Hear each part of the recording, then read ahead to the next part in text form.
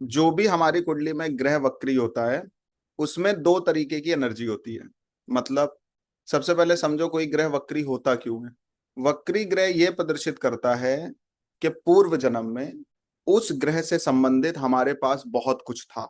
मतलब मरकरी किसी का वक्री है थोड़ी देर के लिए, तो मतलब पूर्व जन्म में क्या रहा होगा, बहुत नॉलेज रही होगी, बहुत बड़ा बिजनेस रहा होगा, बहुत लोग रहे होंगे। हो सकता है आपके बिजनेस को कई लोग चला रहे हो, मल्टीपल पार्टनर्स रहे हो आपके बिजनेस में। ठीक है। किसी कारणवश आप या तो उस प्रतिभा का यूज नहीं कर पाए पूर्व जन्म में, और अगर आपने यूज किया तो आपसे कुछ गलतियां हुई। क्लियर हो रही बात। या तो आप उस प्रतिभा को, उस ज्ञान को, उन चीजों को आप यूज नहीं कर पाए। जो भी प्लान, अभी प्लानट रिलेटेड भी बताएंगे क्या होगा, कौन सा ग्रह वक्री होगा तो क्या होगा। पहले समझ लीजिए, बेस समझिए, फाउंडेशन समझिए। देखो क्या है ना, एस्ट्रोलॉजी में ये बताने का होता नहीं है कि आपकी कुंडली में ये ग्रह वक्री है, ये बताने का नहीं होता है। एस्ट्रोलॉजी में ये बताने का नहीं होता है कि आप मांगलिक हैं। एस्ट्रोलॉजी में ये बताने का नहीं होता है कि आपकी कुंडली में पितृ दोष है। एस्ट्रोलॉजी में ये बताने का नहीं होता है कि आपकी कुंडली में केमद्रुम दोष है, विष योग है, विष कन्या योग है। ये बताने का नहीं होता है। जब आपको एस्ट्रोलॉजी नहीं आती है, प्रिडिक्ट करना नहीं आती है, तो ये आप फालतू बातें करते हैं। इससे क्या होता है, लोग कंफ्यूज होते हैं। आप भी कंफ्यूज होते हैं, हम भी कंफ्यूज होते हैं। कोई अगर ऐसे कह देगा कि वो तो एक प्रकार की भाषा है ना, डॉक्टर की हैंड राइटिंग कोई समझ पाता है क्या? जो डॉक्टर है वही समझ पाएगा, या जिसने उस हैंड राइटिंग को समझने के लिए काम किया वही समझ पाएगा। तो बट उस हैंड राइटिंग में क्या लिखा होता है, कौन सी दवा खानी है, उस हैंड राइटिंग में क्या लिखा होता है, उन रिपोर्ट्स में क्या लिखा होता है। जो आपको रिपोर्ट्स मिलती हैं वो भी डॉक्टर की लैंग्वेज में होती है ना, मेडिकल लैंग्वेज में होती है ना, जो रिपोर्ट्स भी आपको मिलती हैं। तो उन पूरी रिपोर्ट्स का क्रक्स डॉक्टर समझ जाता है। वो आपको आपकी भाषा में जवाब देता है, कि वो रिपोर्ट की भाषा में जवाब देता है। आप अगर अपनी कोई, कभी आपने एमआरआई रिपोर्ट देखो, सोनोग्राफी रिपोर्ट देखो, कोई भी रिपोर्ट देखो, वो आप ऐसे समझ पाते हैं पढ़ के? आर्या जी कभी पढ़ के समझ आती है वो रिपोर्ट कि मतलब क्या होगा इसका मतलब, गॉल ब्लैडर में क्या है, ये क्या है, स्टोन है, सिस्ट है, क्या है, पता चलता है क्या? जब आप डॉक्टर के पास जाते हो तो डॉक्टर कितने प्रेम से बता देता है ये है। और आपको उसी भाषा में अगर वो बताए तो क्या होगा, खोपड़ी में बाउंस हो जाएगा। इंग्लिश तो पढ़ ही लेते हैं सब लोग, लेकिन समझ नहीं पाते ना। इंग्लिश में क्या लिखा है उसका अर्थ नहीं समझ आ रहा है। मेरी बात बहुत ध्यान से समझना। तो हमारा काम ये बताने का नहीं है कि तुम्हारा कौन सा हाउस का लॉर्ड नीच का है, तुम्हारी कुंडली में कौन सा ग्रह उच्च का है, तुम्हारी कुंडली में कौन सा ग्रह मांगलिक है। इससे हटने का डिपार्टमेंट एस्ट्रोलॉजी है। तो भाषा है, language. Astrology is a life language only, और कुछ नहीं है। कोई ग्रह के अस्त होने से, नीच के होने से, उच्च के होने से आपकी लाइफ में इफेक्ट हो रहा है। ग्रह खराब होने से कुछ खराब होने वाला नहीं है।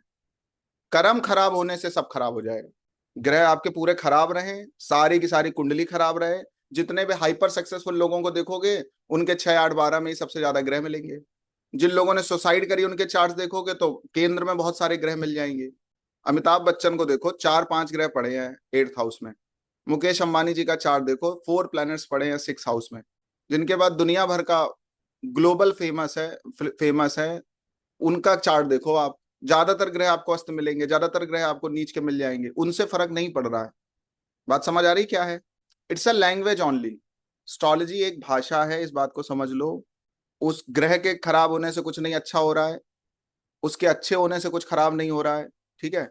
आपको जब वो भाषा पूरी तरीके से पढ़नी आएगी, डिकोड करनी आएगी, तो ही आप एस्ट्रोलॉजर हो। तो मैं हमारे सभी स्टूडेंट से रिक्वेस्ट करता भी हूं, कर भी रहा हूं, इन पैटर्न से बाहर आइए। जिनको ज्योतिष नहीं आती है वो ऐसी बातें करते हैं। आपको कैसे पता चलेगा इस व्यक्ति को एस्ट्रोलॉजी नहीं आती है? बस वो कुंडली देखते अगर मांगलिक बोल दे, कुंडली देखते ही काल दोष बोल दे, कुंडली देखते ही पितृ दोष बोल दे, कुंडली देखते ही वैधव्य दोष बोलते, वो सब पढ़ाएंगे आपको। ऐसा नहीं है पढ़ाएंगे नहीं, उनका क्रक्स पढ़ाएंगे। कुंडली देखते ही वक्री बोल दे कि तुम्हारी कुंडली में तो शनि वक्री है। हम उससे आगे की बात कर रहे हैं। समझ आ रही है? अगर शनि रेट्रो है तो उसका रिजल्ट क्या है, सामने वाले पे उस पर इफेक्ट क्या आएगा, क्या क्या प्रॉब्लम्स आ सकती है, अगर वो फील कर रहा है तो उसकी रेमेडी क्या है। That's it. इतना बोल के हट नहीं जाना कि तुम्हारा शनि रेट्रो है, वो जाके घर में टेंशन में घूम रहा है कि अरे यार ये राइट होता तो शायद मैं भी राइट होता, ये रेट्रो है तभी प्रॉब्लम आ रही है। हमारा कुंडली में ये ग्रह नीच का है तभी मेरी लाइफ में प्रॉब्लम आ रही है। देखो कैसे आपने उसकी एनर्जी को कहाँ शिफ्ट कर दिया। वो एनालिसिस कर सकता था, प्रायश्चित कर सकता था, और भी बहुत काम कर सकता था, है ना। लेकिन आपने क्या, उसके दिमाग में एक फीडिंग कर दी, भाई तुम्हारा मंगल खराब है। मतलब तुम नहीं खराब हो, तुम एकदम ठीक हो, तुम दूध के धुले हुए हो, पुदीना से नहाए हुए हो। सारे सॉसेस लगा के बैठे हो तुम, अरे तुमसे अच्छा तो कोई है ही नहीं, ग्रह खराब है भैया। हमें ग्रह आपका खराब है ये नहीं बताना है, ठीक है? समझ आ रही बात? देखो क्या है ना, कोई आपके सामने कुंडली लेके आ रहा है तो प्रकृति उसको एक अवसर दे रही है कि भाई तू सचेत हो, तुम सही दिशा में काम करो, एथिकली काम करो। अगर कुछ ऊपर नीचे हुआ भी है तो वो भी काटा जा सकता है, मिटाया जा सकता है, नष्ट किया जा सकता है, और कुछ अच्छा क्रिएट भी किया जा सकता है। तो कुछ अच्छा हो इसके लिए पूजा कराओ, कुछ आपसे अच्छा हो कुछ इसलिए रेमेडी करो, ठीक है? समझ आ रही है बात? तो ऐसे ही एक टॉपिक है हमारा जिसको हम कहते हैं रेट्रो प्लैनेट। इसको देख करके बहुत लोग डराते भी हैं, भाई तुम्हारी कुंडली में ये ग्रह वक्री है तभी तुम्हारा ये सब काम हो नहीं रहा, सब ऊट पटांग काम हो रहा है। वक्री ग्रह एक्चुअल में क्या है? पूर्व जन्म में उस ग्रह से संबंधित बहुत एनर्जी थी आपके पास। एनर्जी का मतलब क्या है? उससे रिलेटेड सब कुछ था आपके पास। मान लो अगर किसी का मरकरी रेट्रो है तो पूर्व जन्म में हो सकता है उसके बहुत इंस्टीट्यूट्स हों, कई कॉलेजेस हों।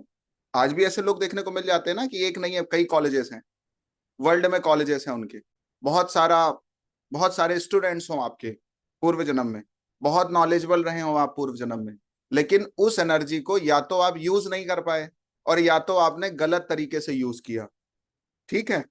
उसकी वजह से वो एनर्जी दिख तो रही है लेकिन वर्किंग नहीं है। एज लाइक हनुमान, हनुमान जी ने जब बाल समय रवि भक्ष लियो, जब है ना, भगवान सूर्य का जब ग्रहण कर लिया, उनको ग्रास बना लिया, तो इंद्र ने वज्र मारा कि ताकि वो सूर्य उनके मुंह से निकल जाए। किसी की सुन ही नहीं रहे थे, वो तो फल समझ के खा गए थे, ठीक है? उसके बाद फिर क्या हुआ, सभी देवी देवताओं का आशीर्वाद मिल गया, हर प्रकार के वीपन्स मिल गए, सारे अस्त्र शस्त्र मिल गए। अब हनुमान जी थोड़े से, बचपना भी था, बचपन में ज्यादा पावर मिल जाती है, घर वाले थोड़ा सपोर्ट कर देते तो बच्चे इधर उधर कूदने लगते हैं, थोड़े उद्दंडी हो जाते हैं। तो हनुमान जी भी थोड़े ऐसा एक्ट कर रहे हैं, वो तो भगवान है, थोड़े उद्दंडी हो गए। जब उद्दंडी हो गए तो किसी ने उनको श्राप दे दिया कि भाई ये जो तुम्हारी एनर्जी है, ये जो तुम्हारी चीज है, वो तुम्हारे काम नहीं आएगी। और फिर जब उनकी फैमिली ने और लोगों ने उनसे रिक्वेस्ट करी तो उन्होंने कहा जब जरूरत पड़ेगी, बहुत इंपॉर्टेंस होगा, तब ये एनर्जी काम आएगी, जब इसकी आवश्यकता पड़ेगी तब ये एनर्जी, अगर इनको एक बार भी याद दिला दिया जाएगा तो ये एनर्जी काम आ जाएगी। ऐसे ही वक्री ग्रह हैं। पूर्व जन्म में हमने कुछ ऊपर नीचे किया, या पूर्व जन्म की वो चीज हमें तिजोरी के रूप में प्राप्त है, ठीक है, लेकिन वो तब तक जागृत नहीं होगा, तब तक हम उसका फल नहीं देख पाएंगे। पहले तो एक टाइम आने पे उसका रिजल्ट आता है। तो नोट करके लिखो, कोई भी वक्री ग्रह होगा उसका जो रिजल्ट है 35 साल की उम्र के बाद आता है। जब आप मैच्योर हो जाओगे तब उसका रिजल्ट आना चालू हो। दूसरी बात, जो भी ग्रह रेट्रो होता है वो इनवर्ट ज्यादा होता है। एज लाइक, मान लो आपकी कुंडली में मंगल वक्री है, ठीक है, तो आप कोई काम करने से पहले, Mars is actions, Mars is your energy, कोई काम करने से पहले सोचोगे बहुत ज्यादा, कोई चीज पढ़ने से पहले सोचोगे बहुत ज्यादा। मान लो गुरु रेट्रो है तो किसी को गुरु बनाने से पहले सोचोगे बहुत ज्यादा। वीनस रेट्रो है, कहीं पैसा लगाने से पहले, किसी के साथ रिलेशनशिप में जाने से पहले सोचोगे बहुत ज्यादा। मतलब एक नेक्स्ट लेवल रिसर्च। अच्छा, रिसर्च भी वही व्यक्ति कर सकता है ना जिसके पास उस चीज की नॉलेज हो। मतलब पता नहीं क्यों जिनकी कुंडली में कोई प्लेनेट रेट्रो रहता है ना, उनका जो स्टार्टिंग फेज रहता है वो बहुत बेकार रहता है, मिड फेज थोड़ा बेटर होता है, जो अंतिम फेज होता है वो बहुत स्ट्रांग होता है। मतलब जो ग्रह आपकी कुंडली में वक्री है, स्टार्ट में आप जब शुरुआत आपकी है, आप उसी प्लैनेट को लेके सबसे ज्यादा कंफ्यूज रहेंगे, उसी उन्हीं प्लैनेट्स को लेके सबसे ज्यादा प्रॉब्लम्स आएंगी, उन्हीं प्लैनेट्स को लेके आपका निरादर किया जाएगा, तिरस्कार किया जाएगा, आपको तोड़ा जाएगा, ब्रेक किया जाएगा। और उन्हीं छोटी छोटी चीजों से सीखते हुए, झेलते हुए, चीजें करते हुए, और आपको लगेगा भी यार कि जो लोग मुझे आके ज्ञान दे रहे हैं उनसे ज्यादा ज्ञानी है, लेकिन तब भी आप उनका ज्ञान सुन रहे हो क्योंकि आपकी मजबूरी है सुनना। आपको मजबूर किया जाएगा, उस ग्रह से रिलेटेड जो भी चीजें हैं उनसे रिलेटेड आप मजबूर हो जाओगे, लेकिन वही मजबूरी एक दिन में एक दिन मजबूती में कन्वर्ट हो जाए। और फिर जो 35-40 साल के बाद का आपका टाइम आएगा वो फिर अल्टीमेट ग्रोथ दे देगा। पहली बात। दूसरी बात, आपकी कुंडली में, किसी की कुंडली में जब कोई ग्रह वक्री हो और उसकी दशा चले तो 35 साल से पहले चलेगी तो उसके रिजल्ट्स नहीं आएंगे अच्छे। नोट करके लिखो इसको। आपकी कुंडली में कोई ग्रह वक्री हो और उसकी दशा आपकी जन्म के, आपकी आयु के 35 साल से अगर पहले पहले खत्म हो जा रही है तो उसका रिजल्ट अच्छा नहीं आता है। उस टाइम पे आप स्ट्रगल में होते हो, प्रॉब्लम फेस करते हो, चीजें आपके साथ होती नहीं है, लेकिन अगर आपकी कुंडली में कोई ग्रह वक्री और उसका टाइम 35 से 40 साल के बीच में, उसकी 35 से 45 साल के बीच में उसकी अगर दशा आ गई, तो निश्चित तौर पर ये आपको बहुत अच्छे रिजल्ट्स दे सकती है। आप में से किसी को जिम जाने की फिलॉसफी पता है? जब आप कभी जिम जाते हो तो उसकी फिलॉसफी पता है क्या है? आप जब जिम में जाते हो तो आपकी मसल पहले, अनिल जी, ब्रेक होती है, फिर आप प्रोटीन लेते हो, फिर वो रिपेयर होती है, और फिर आपकी मसल और बढ़ती चली जाती है। यही है साइंस। मतलब तो वक्री ग्रह क्या है? पहले आप टूटोगे, फिर जुड़ोगे, फिर बनोगे। लिख लो, वक्री ग्रह की फिलॉसफी क्या है? पहले वो ग्रह आपको तोड़ेगा, फिर जोड़ेगा, फिर बनोगे। इसी को शास्त्रों में ऐसा बोला गया, वेद में ऐसा बोला गया है कि व्यक्ति की तीन अवस्थाएं हैं। व्यक्ति तीन काम अपनी लाइफ में करता है। जिसको ब्रह्म प्राप्ति की तरफ जाना है, ब्रह्म विद्या की तरफ जाना है, आत्म जागरण की तरफ जाना है, या मोक्ष की तरफ जाना है, कुछ भी आप उसको किसी भी शब्द पे संबोधित कर सकते हो। उनके साथ तीन चीजें होती है। पहला होता है आत्मनिरीक्षण, फिर होता है आत्म सुधार, और फिर होता है आत्मनिर्माण। आत्मनिरीक्षण मतलब हमसे गलतियां क्या क्या हो रही हैं, हम ऐसे कौन से काम हैं जो गलत तरीके से कर रहे हैं। दूसरा, निरीक्षण किया। आत्म सुधार, हम इसको कैसे सुधार सकते हैं, कौन से रास्ते हैं जिनसे ये सुधर जाए। और फिर तीसरा, जैसे ही सुधार की तरफ आप आगे बढ़े तो पुरानी चीजें सुधरी, और फिर तीसरी एक कंडीशन लगी, आत्मनिर्माण। अब आप और लोगों से बेस्ट हो गए, बेटर हो गए, और बहुत आगे निकल गए। लेकिन जब तक कोई चीज में सुधार नहीं आएगी, जब तक सबसे पहले आपका उस पर ध्यान ना जाए कि आप गलतियां कर रहे हैं। आप देखो ना, कोई भी चीज अगर आपने सुधारी है तो सबसे पहले आपका ध्यान गया होगा, यार मेरे अंदर ये गलतियां हैं, ये कमियां हैं मेरे अंदर, यही होता है, ये कमी है। जैसे ही आपको आपकी कमी का पता चला, वैसे क्या हुआ, यार अब ये कमी नहीं रहनी चाहिए, कोई भी कमी हो, अब नहीं रहेगी ये कमी। अब वो कमी नहीं रहेगी, जैसे ही आपने सोचा, अब वो कमी हटना धीरे धीरे बंद हो जाएगी। और जैसे ही वो कमी हटी, वैसे दूसरे पॉजिटिव गुण आपके अंदर आने चालू हो जाएंगे। इसको कहते हैं आत्मनिर्माण। ऐसे ही जब आपकी कुंडली में कोई ग्रह वक्री है, पहले वो आपको तोड़ता है, घसीटता है, रगड़ता है, मारता है, खोपड़ी फोड़ता है आपको एकदम मजबूर कर देगा कि अब तुमसे ये चीज नहीं होगी। आप एकदम सरेंडर कर दोगे कि अरे हमसे तो अब हो ही नहीं सकती है ये चीज। ठीक है। और जैसे ही ये सिचुएशन आपके सामने आई, वैसे ही कुछ ना कुछ ऐसा कुछ आपके साथ घटित होगा कि वही प्लेनेट जिनको लेकर के कभी आप स्ट्रगल में थे, ऑब्सेशन में थे, कंफ्यूजन में थे, वही प्लेनेट सबसे बड़ी स्ट्रेंथ बन के सामने आ जाएगा। इसको कहते हैं वक्री ग्रह। क्यों? क्योंकि पहले से ही वो मजबूत प्लेनेट है, पूर्व जन्म से ही वो बहुत अच्छा प्लेनेट है। इस जन्म में तोड़ क्यों रहा है, रगड़ क्यों रहा है, पनिश कर रहा है। ये पूर्व जन्म में जो तुमने गलतियां करी है, पहले उनको खत्म कर देते भाई। आपने अभी तो वो चलने लगा है, नॉन स्टिक वाले बर्तन चलने लगे हैं। पहले आप देखो, जो कढ़ाई चलती थी, कितना उसको रगड़ना पड़ता था। वो भी चूल्हे में जब खाना बनते हुए देखा किसी ने आप में से चूल्हे में खाना बनते हुए कितना रगड़ना पड़ता था उसको साफ करने के लिए, बहुत सारे आइटम थे, हमने तो देखा है। तो उसको साफ करने के लिए बहुत सारे आइटम है ना। और एक एक घंटा साफ करने में लग जाता था, बटुआ को, हंडा को, ऐसे नाम है उनके। तो उनको साफ करना, अभी तो नए बच्चे जानते ही नहीं होंगे हमने देखे भी हैं, हमने खाना भी खाया उसमें। तो कहने का मतलब, उसको साफ करने में बहुत टाइम चला जाता था। चला जाता है कि नहीं चला जाता था? अभी तुरंत आप डालते हो विम बार और जो कुछ भी, तुरंत क्लीन होके बाहर आ जाता। फिर नॉन स्टिक वाला कोई चीज चिपकनी भी नहीं है उसमें, है ना। लेकिन आप देखो उसको कितना साफ करने में वक्त लग रहा है। ऐसे ही रेट्रो प्लेनेट है। पूर्व जन्म में आपने अगर उससे संबंधित कुछ ऊपर नीचे किया है, तो पहले वो आपको इस जन्म में, पहले आपको उससे रिलेटेड जो भी चीजें हैं, आपके साथ वर्स्ट सिचुएशन में वो आपको लेके जाएगा, फिर आपको बेस्ट सिचुएशन में लेके जाएगा। क्योंकि वो एनर्जी तो आपके पास है ही है ना, वो सामर्थ आपके पास, उसको, उस सामर्थ को नहीं चाहिए आपको। मतलब अगर आपकी कुंडली में, मान लो किसी की कुंडली में वीनस अगर रेट्रो है थोड़ी देर के लिए, तो चाहे आप वीनस को रिलेशनशिप से लो, चाहे वीनस को वेल्थ के रूप से लो, चाहे वीनस को कंफर्ट के रूप में लो, अभी बता देंगे बाद में, और करना है तो कैसे लिया जा सकता है। ठीक है। चाहे जिस रूप से लो, वीनस को किसी भी रूप से लो, ठीक है। पहले वो आपको एक एक चीज के लिए तरसा देगा। चाहे आप रिलेशनशिप के रूप में लो, अगर कोई मेल है तो वीनस अगर वक्री है तो रिलेशनशिप के रूप में लो। हो सकता है उसी लड़की से शादी हो, लेकिन 3-4 साल बाद आप उसके पीछे पड़े रहे हो, आपको देखे तक नहीं। हो सकता है बाद में उससे आपकी शादी हो, लेकिन उसके पीछे इतना स्ट्रगल हो जाएगा, इतना आप हार जाओगे, इतना आप टूट जाओगे, जब आपको ये लगेगा अब मेरे से नहीं हो पाएगा, उसी समय होना चालू होगा। ये है वक्री। तो अभी रेट्रो प्लैनेट समझ आया क्या है, क्या गणित है उसका? तो रेट्रो प्लैनेट से रिलेटेड आपको कुछ करने की जरूरत नहीं है। जो पहले गलत किया था वो बस सही करने की जरूरत है। बाकी वो तो हीरा है ही है, उसके बाहर के हिस्से को साफ करने की जरूरत है। अंदर वो हीरा है ही है। जब तक वो अंदर वाले हीरे तक आप पहुंचते नहीं हो, वहीं तक की जर्नी है सारी आपकी। अंदर हीरा रखा हुआ है, मान लो कोई आपकी कुंडली का रेट्रो प्लैनेट है, अंदर हीरा रखा हुआ है, लेकिन उस हीरे तक पहुंचने के लिए बहुत कुछ करना पड़ेगा ना आपको।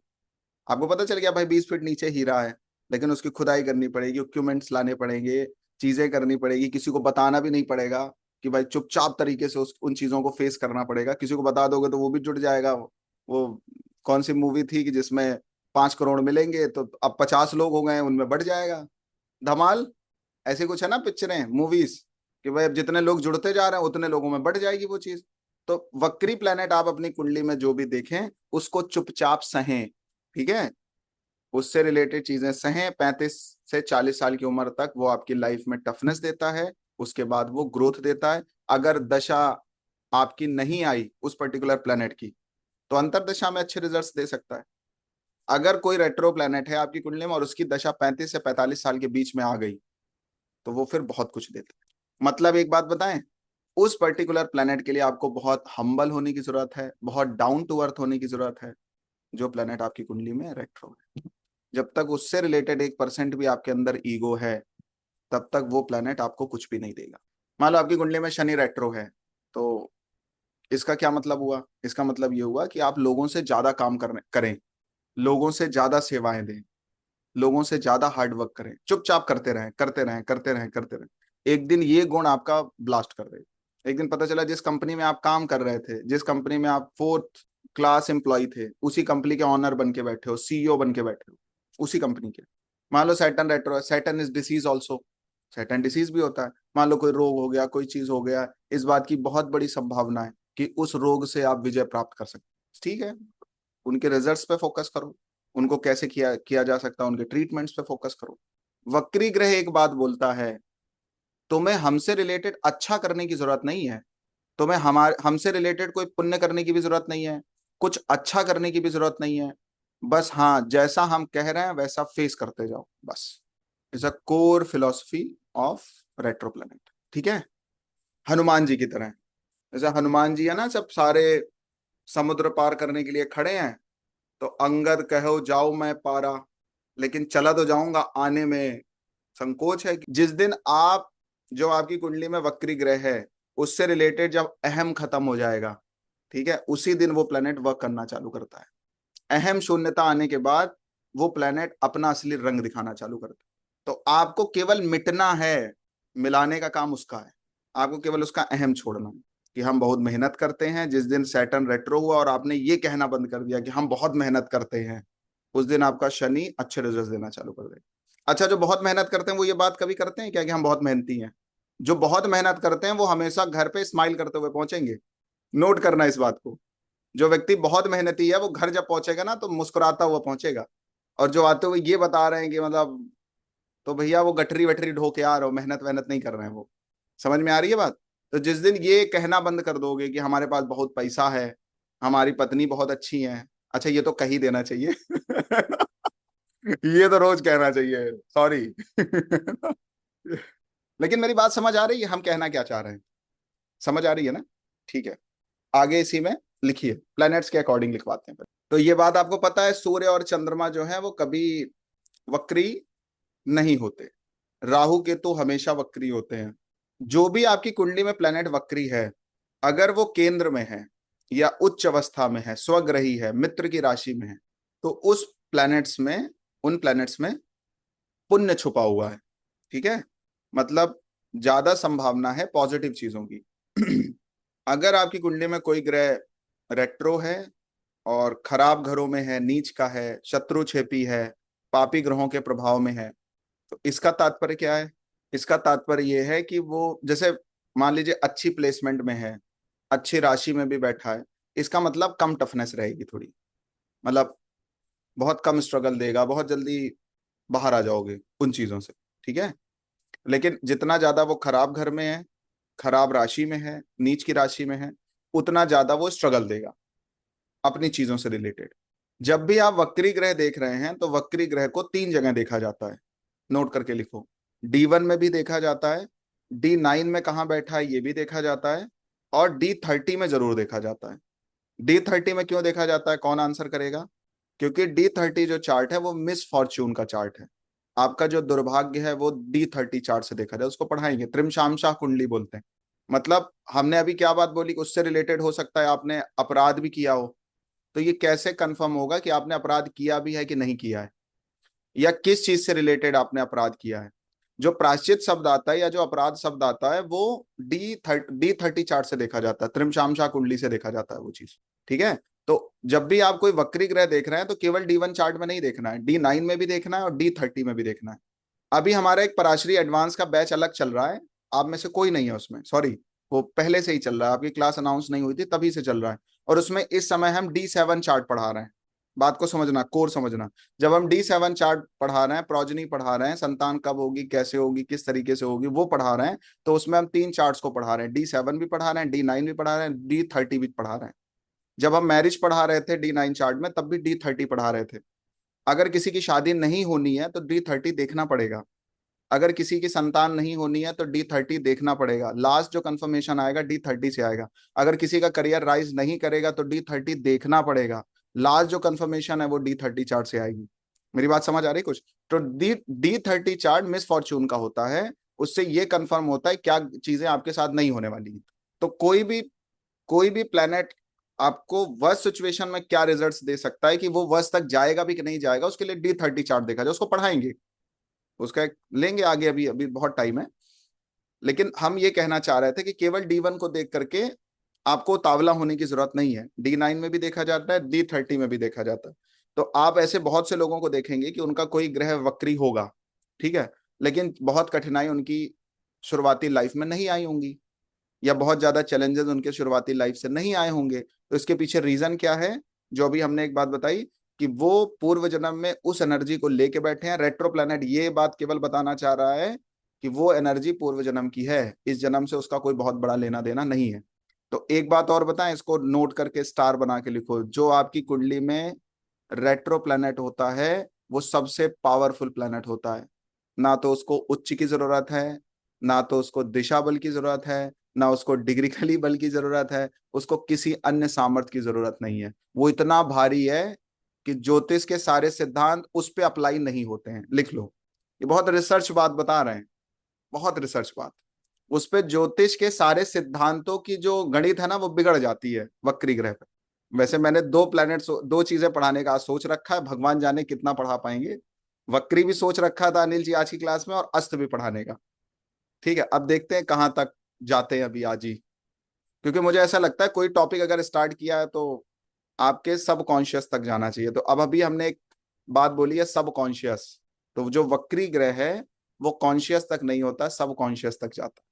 इसके बाद आज के सेशन के बाद, मान लो वक्री आज हो चाहे अगली क्लास में खत्म हो, या पता नहीं अंतिम क्लास कब हो, आपको वक्री से रिलेटेड सारे डाउट खत्म हो जाएंगे। मंगल जब रेट्रो होता है तो क्या होगा? तो पहले कुछ चीजें लिख लो इसी में, पहले फिर प्लेनेट पे बाद में जाते हैं। पहले लिख लीजिए, सबसे पहले जो ग्रह वक्री होगा वो सबसे पहले डिले देता है, बहुत जल्दी वो अच्छे रिजल्ट्स नहीं देगा आपको, चीजें लेट मिलेंगी, उस प्लेनेट से रिलेटेड सेल्फ डाउट रहेगा, कंपैरिजन आप बहुत करेंगे, कॉन्फिडेंस नहीं आएगा। जो प्लेनेट रेट्रो होता है वो मेंटल प्रेशर भी देता है आपको, मेरे साथ ही ऐसा क्यों हो रहा है, हम ही क्यों बलि के बकरे बन रहे हैं, यस, कह सकते हैं, हम ही बलि के बकरे क्यों बन रहे हैं, हमारे पड़ोसी खुश क्यों हैं, एक्सेट्रा, है ना। जो वक्री ग्रह होता है रेपिटेशन होती है उसमें बहुत ज्यादा, वही चीजें बार बार सामने आ जाएंगी, वैसे लोग, वैसी घटनाएं, वैसी सिचुएशंस, वैसे हालात, जिन चीजों से आप भागना चाहोगे वही बार बार आपके गले लगेंगी। और एंड ऑफ द डे, अच्छा और एक चीज है, सेम मिस्टेक्स होगी, बार बार आप उस ग्रह से रिलेटेड गलतियां भी करेंगे, बार बार गिल्ट भी आएगा, बार बार प्रायश्चित भी करेंगे। फिर एक टाइम ऐसा आएगा कि उस प्लेनेट से, जो भी प्लेनेट आपका रेट्रो है, उस प्लेनेट से रिलेटेड फील्ड के आप मास्टर हो जाएंगे, लोग आपसे एडवाइस लेने के लिए आएंगे। समझ आया कुछ? मतलब वही बात हमने बताई, वक्री ग्रह पहले आपको घसीटता है, गिराता है, तोड़ता है, आपको मूर्ति बना के खड़ा कर देता है, प्रतिमा बना के खड़ा कर देता है, फिर आप उस चीज के रोल मॉडल बन जाते हैं। लेकिन वो 35 साल की उम्र तक एक एक कतरा ले लेगा आपका, एक एक कतरा। और अगर आपको मूर्ति बनने में इंटरेस्ट हो तो जो हो रहा है होने दो, वक्री ग्रह के साथ में उसको लेकर के बहुत ज्यादा दिमाग लगाने की जरूरत नहीं है। वक्री ग्रह को 35 साल की उम्र तक का समय दो, उसके बाद सोचना क्या होगा, अच्छा बुरा उसके बाद देखा जाएगा, और उसके बाद कभी बुरा नहीं होता। अब 35 साल क्यों बता दिया, आपकी कुंडली में या किसी की कुंडली में आपके पास कोई क्लाइंट आएगा, वो कहेगा कि मैं सैटर्न से रिलेटेड आपने चीजें देखी बहुत ज्यादा हो रही हैं, तो आप उसको आश्वस्त कर सकते हो कि इस चीज के लिए मेंटल प्रिपेयर रहो भाई, 35 साल तक ये घटना घटित होती रहेंगी। 30 ईयर के बाद धीरे धीरे आपको इंप्रूवमेंट्स दिखेंगे, बट 35 साल के बाद हो सकता है यही सिचुएशन जो आप बार बार देख रहे हैं, ये सिचुएशन आपके सामने कभी खड़ी ना हो। और आप चेक करना आपकी कुंडली में जो ग्रह वक्री होगा उसने आपको 35 साल की उम्र तक ही तंग किया होगा, उसके बाद उसमें बहुत बड़ा परिवर्तन या रूपांतरण देखने को मिला हो। हुआ है आप में से किसी के साथ है? एग्जाम्पल देना चाहेंगे? अनिल जी बताइए, देख लीजिए लाइफ के स्टडी सामने, बताइए अनिल जी। सर बिल्कुल, जो जो आपने बोला है बिल्कुल डेफिनेटली मैंने उन चीजों को बिल्कुल अपने ऊपर अप्लाई किया हुआ है। हम्म। सैटर्न मेरा रेट्रो है 10th हाउस में। और आपने जो बोला है वो बिल्कुल सब चीजें रही हैं, मैंने उन चीजों को फेस करा है, बार बार वो चीजें हुई हैं। और आज लोग मुझसे एडवाइस लेते हैं उस चीज में कि डेफिनेटली एक पैंतीस एक चीज 35 साल जो एज बता रहे हैं वो भी फैक्ट है। बिल्कुल बिल्कुल सर बिल्कुल। 35 साल की उम्र के बाद ही मेरे अंदर सुधार आया है। जो चीजें मुझे परेशान करती थी, मैं गॉड के सामने, गुरु नानक देव जी के सामने कहता था कि ये चीजें मैं इन्हें ओवरकम कर लूं। और वो 35 साल के बाद मुझे पता नहीं चला कि कैसे मैंने ओवरकम करी है। हम्म। और मैंने, आज मुझसे लोग एडवाइस लेते हैं उस चीज में आगे, ग्रेट। चाहे वो मेरे फादर तक क्यों ना हो, कि जो जिनकी मैं सुनता था पहले जिन चीजों में, आज वो मुझसे पूछते हैं कि हाँ ये कैसे करना है। ये बिल्कुल बिल्कुल एक एक चीज सही है, एक एक वर्ड सही है। Thank you. अनिल जी का बहुत अच्छा बिजनेस है। Thank you, thank you Anil ji. Hmm. Yes Monika ji बताइए, आप बीती जय श्री राम सर। बताइए। हाँ जी सर, मेरी पत्री में गुरु ग्रह वक्री है। तो ज्ञान को लेके वाकई मैं पहले बहुत परेशान रही, लेकिन अब लाइफ में बहुत अच्छे गुरु आ रहे हैं आपके जैसे, और मेरे ज्ञान में वृद्धि हो रही है। और एक बात और पूछनी थी सर, जैसे पत्री में वो किन दो घरों का मालिक बन के बैठा है, उनसे रिलेटेड भी अभी ये उस पे असर आ आता रहे है हैं। सर? अच्छा। अभी तो नहीं है, बस गुरु ने अब पहले तंग किया, हाँ कंफ्यूज जी। किया, अभी मास्टर हाँ, बन गया बस। कभी इस गुरु के पास कभी उस गुरु के पास सेटिस्फैक्शन या वो नहीं मिल रहा था। बट आप अभी एडवाइस दे सकते हो किन किन के पास जाना चाहिए, है ना? हाँ जी। All the best. नमस्कार सर। नमस्कार। सर मैंने तो मतलब सैटर्न वक्री है, और मैंने अभी तक हेल्थ इशू बहुत फेस किया है बचपन से ही। छोटी उम्र से ही सारी बीमारियां, और अभी मैंने कैंसर भी फाइट किया है 3 साल पहले। तो अभी मैं 36 मेरा पार हुआ है, और इस मई से मेरी सैटर्न की दशा चल रही है। तो मैं आपकी जो भी आपने बोला है उस पे बहुत ज्यादा बिलीव करके अब सोच रही हूँ कि इन सब बीमारियों से, हर चीज से मुझे छुटकारा ही मिलेगा, और आगे शायद मैं किसी ऐसे लोगों को गाइड कर सकूं, और सब मतलब इस सब चीज से ओवरकम हो जाऊंगी। मुझे आज आपकी बात सुन के काफी अरे वाह, पॉजिटिविटी मतलब फीस वसूल हो गई जी। तो मैं 36 में एंटर हुई हूँ, और मेरी दशा अभी पर आप लग नहीं रहे हो, रेट्रोप्लेनियन आप 26 लग रहे हो नहीं, मतलब 36 में क्रॉस कर गई हूँ, तो मुझे अब यही बट लग रहा है ये कि बहुत रेट्रोप्लेनियन। बहुत बड़ी आपने एग्जांपल अभी दिया है कि आपने कैंसर जैसे डिसीज को हम्म। तो मुंह के सर बल मुझे यही लिटा के। लगता है कि अब वो मैं मुड़ के उस लाइफ में कभी नहीं जाऊंगी, और ठीक होती जाऊंगी आगे। और रेट्रो प्लेनेट की, जैसे आपने बोला कि 35 to 45 अगर दशा आ गई तो काफी पॉजिटिव टाइम होगा।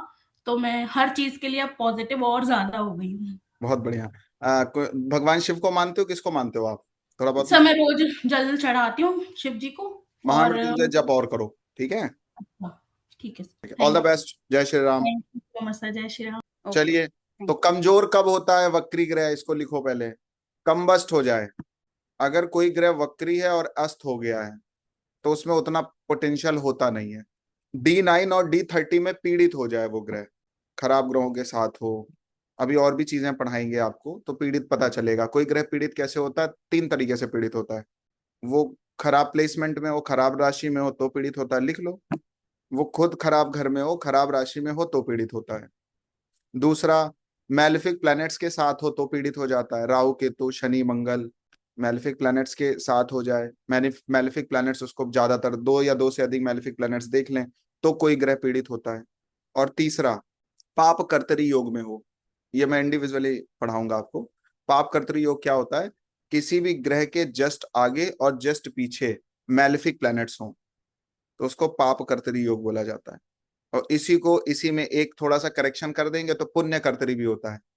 पुण्य कर्तरी क्या होता है? कोई भी ग्रह के जस्ट आगे जस्ट पीछे शुभ ग्रह हो, वो पुण्य कर्तरी है। मान लो बुध है फिर वीनस है तो पुण्य कर्तरी होता है। तो पाप कर्तरी प्लैनेट किसे कहते हैं? पाप कर्तरी प्लैनेट वो ग्रह है जो, मतलब हम कैसे कहेंगे कि भाई ये प्लैनेट आपका पाप कर्तरी में है, तो कैसे कहेंगे? उसके जस्ट आगे और जस्ट पीछे, अगल बगल।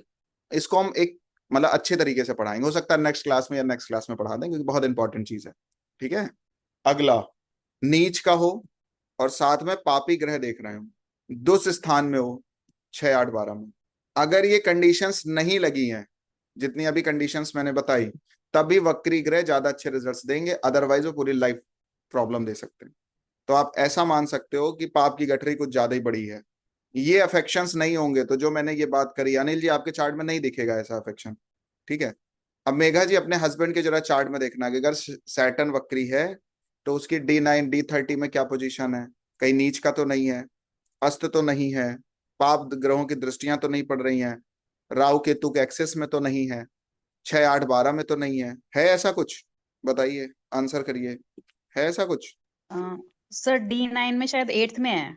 हाँ तो, और D30 में भी देखो कहाँ है, जी और सर। देखो कि वो कितने मेलिफिक प्लैनेट्स उसको देख रहे हैं, एसोसिएशन कौन सा है उसका। ठीक है।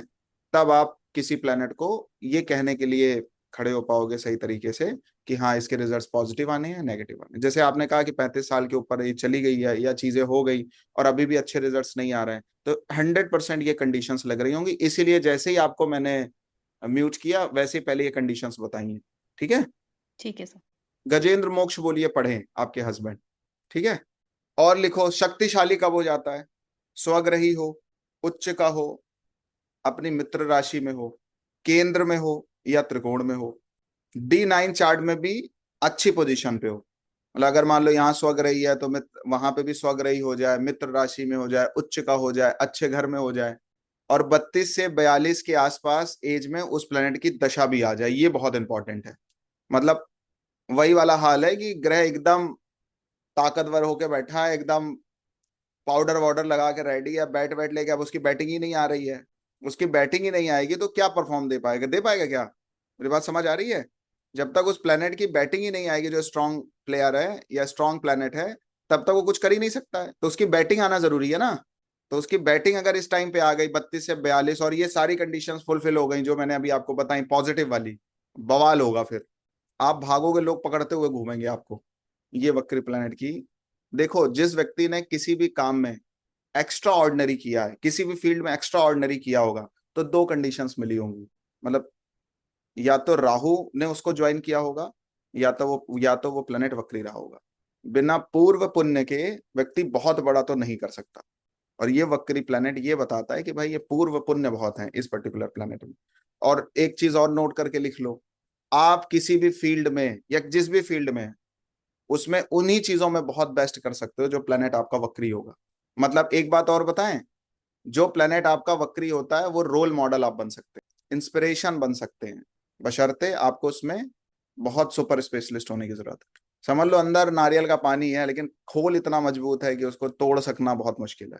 अंदर तो फिर पानी पानी है, फिर तो मजा आ जाएगा, लेकिन उसका खोल इतना मजबूत है कि खोल खोलने में 30 32 साल लग जाते हैं। लेकिन वो खोल खुल गया अगर एक बार तो फिर आप राजा हैं। समझ गए? समझ आ रही बात? अब लिखिए कौन सा प्लेनेट वक्री होगा तो क्या क्या चीजें और हो सकती हैं। लिख लीजिए, सबसे पहले लिखो मंगल। जिनकी कुंडली में मंगल रेट्रो होता है उनमें आप चेक करेंगे तो आपको पता चलेगा कि वो बहुत ज्यादा, उनके अंदर दबा हुआ गुस्सा होता है, एकाएक खूब चिल्लाने लगेंगे, बहुत दिन तक सोचते रहेंगे सोचते रहेंगे सोचते रहेंगे, अब बोलें फिर रुक जाएंगे, अब बोलेंगे रुक जाएं, फिर कहेंगे मैं बहुत दिन से सोच रहा था, मैं अब मेरा बहुत दिन हो गया तुम्हें सुनते हुए। ऐसे रिएक्शंस देखने को मिलते हैं। बहुत दिन से मैं तुम्हें देख रहा हूं, आज तो तुम्हें निपटा के ही मानूंगा।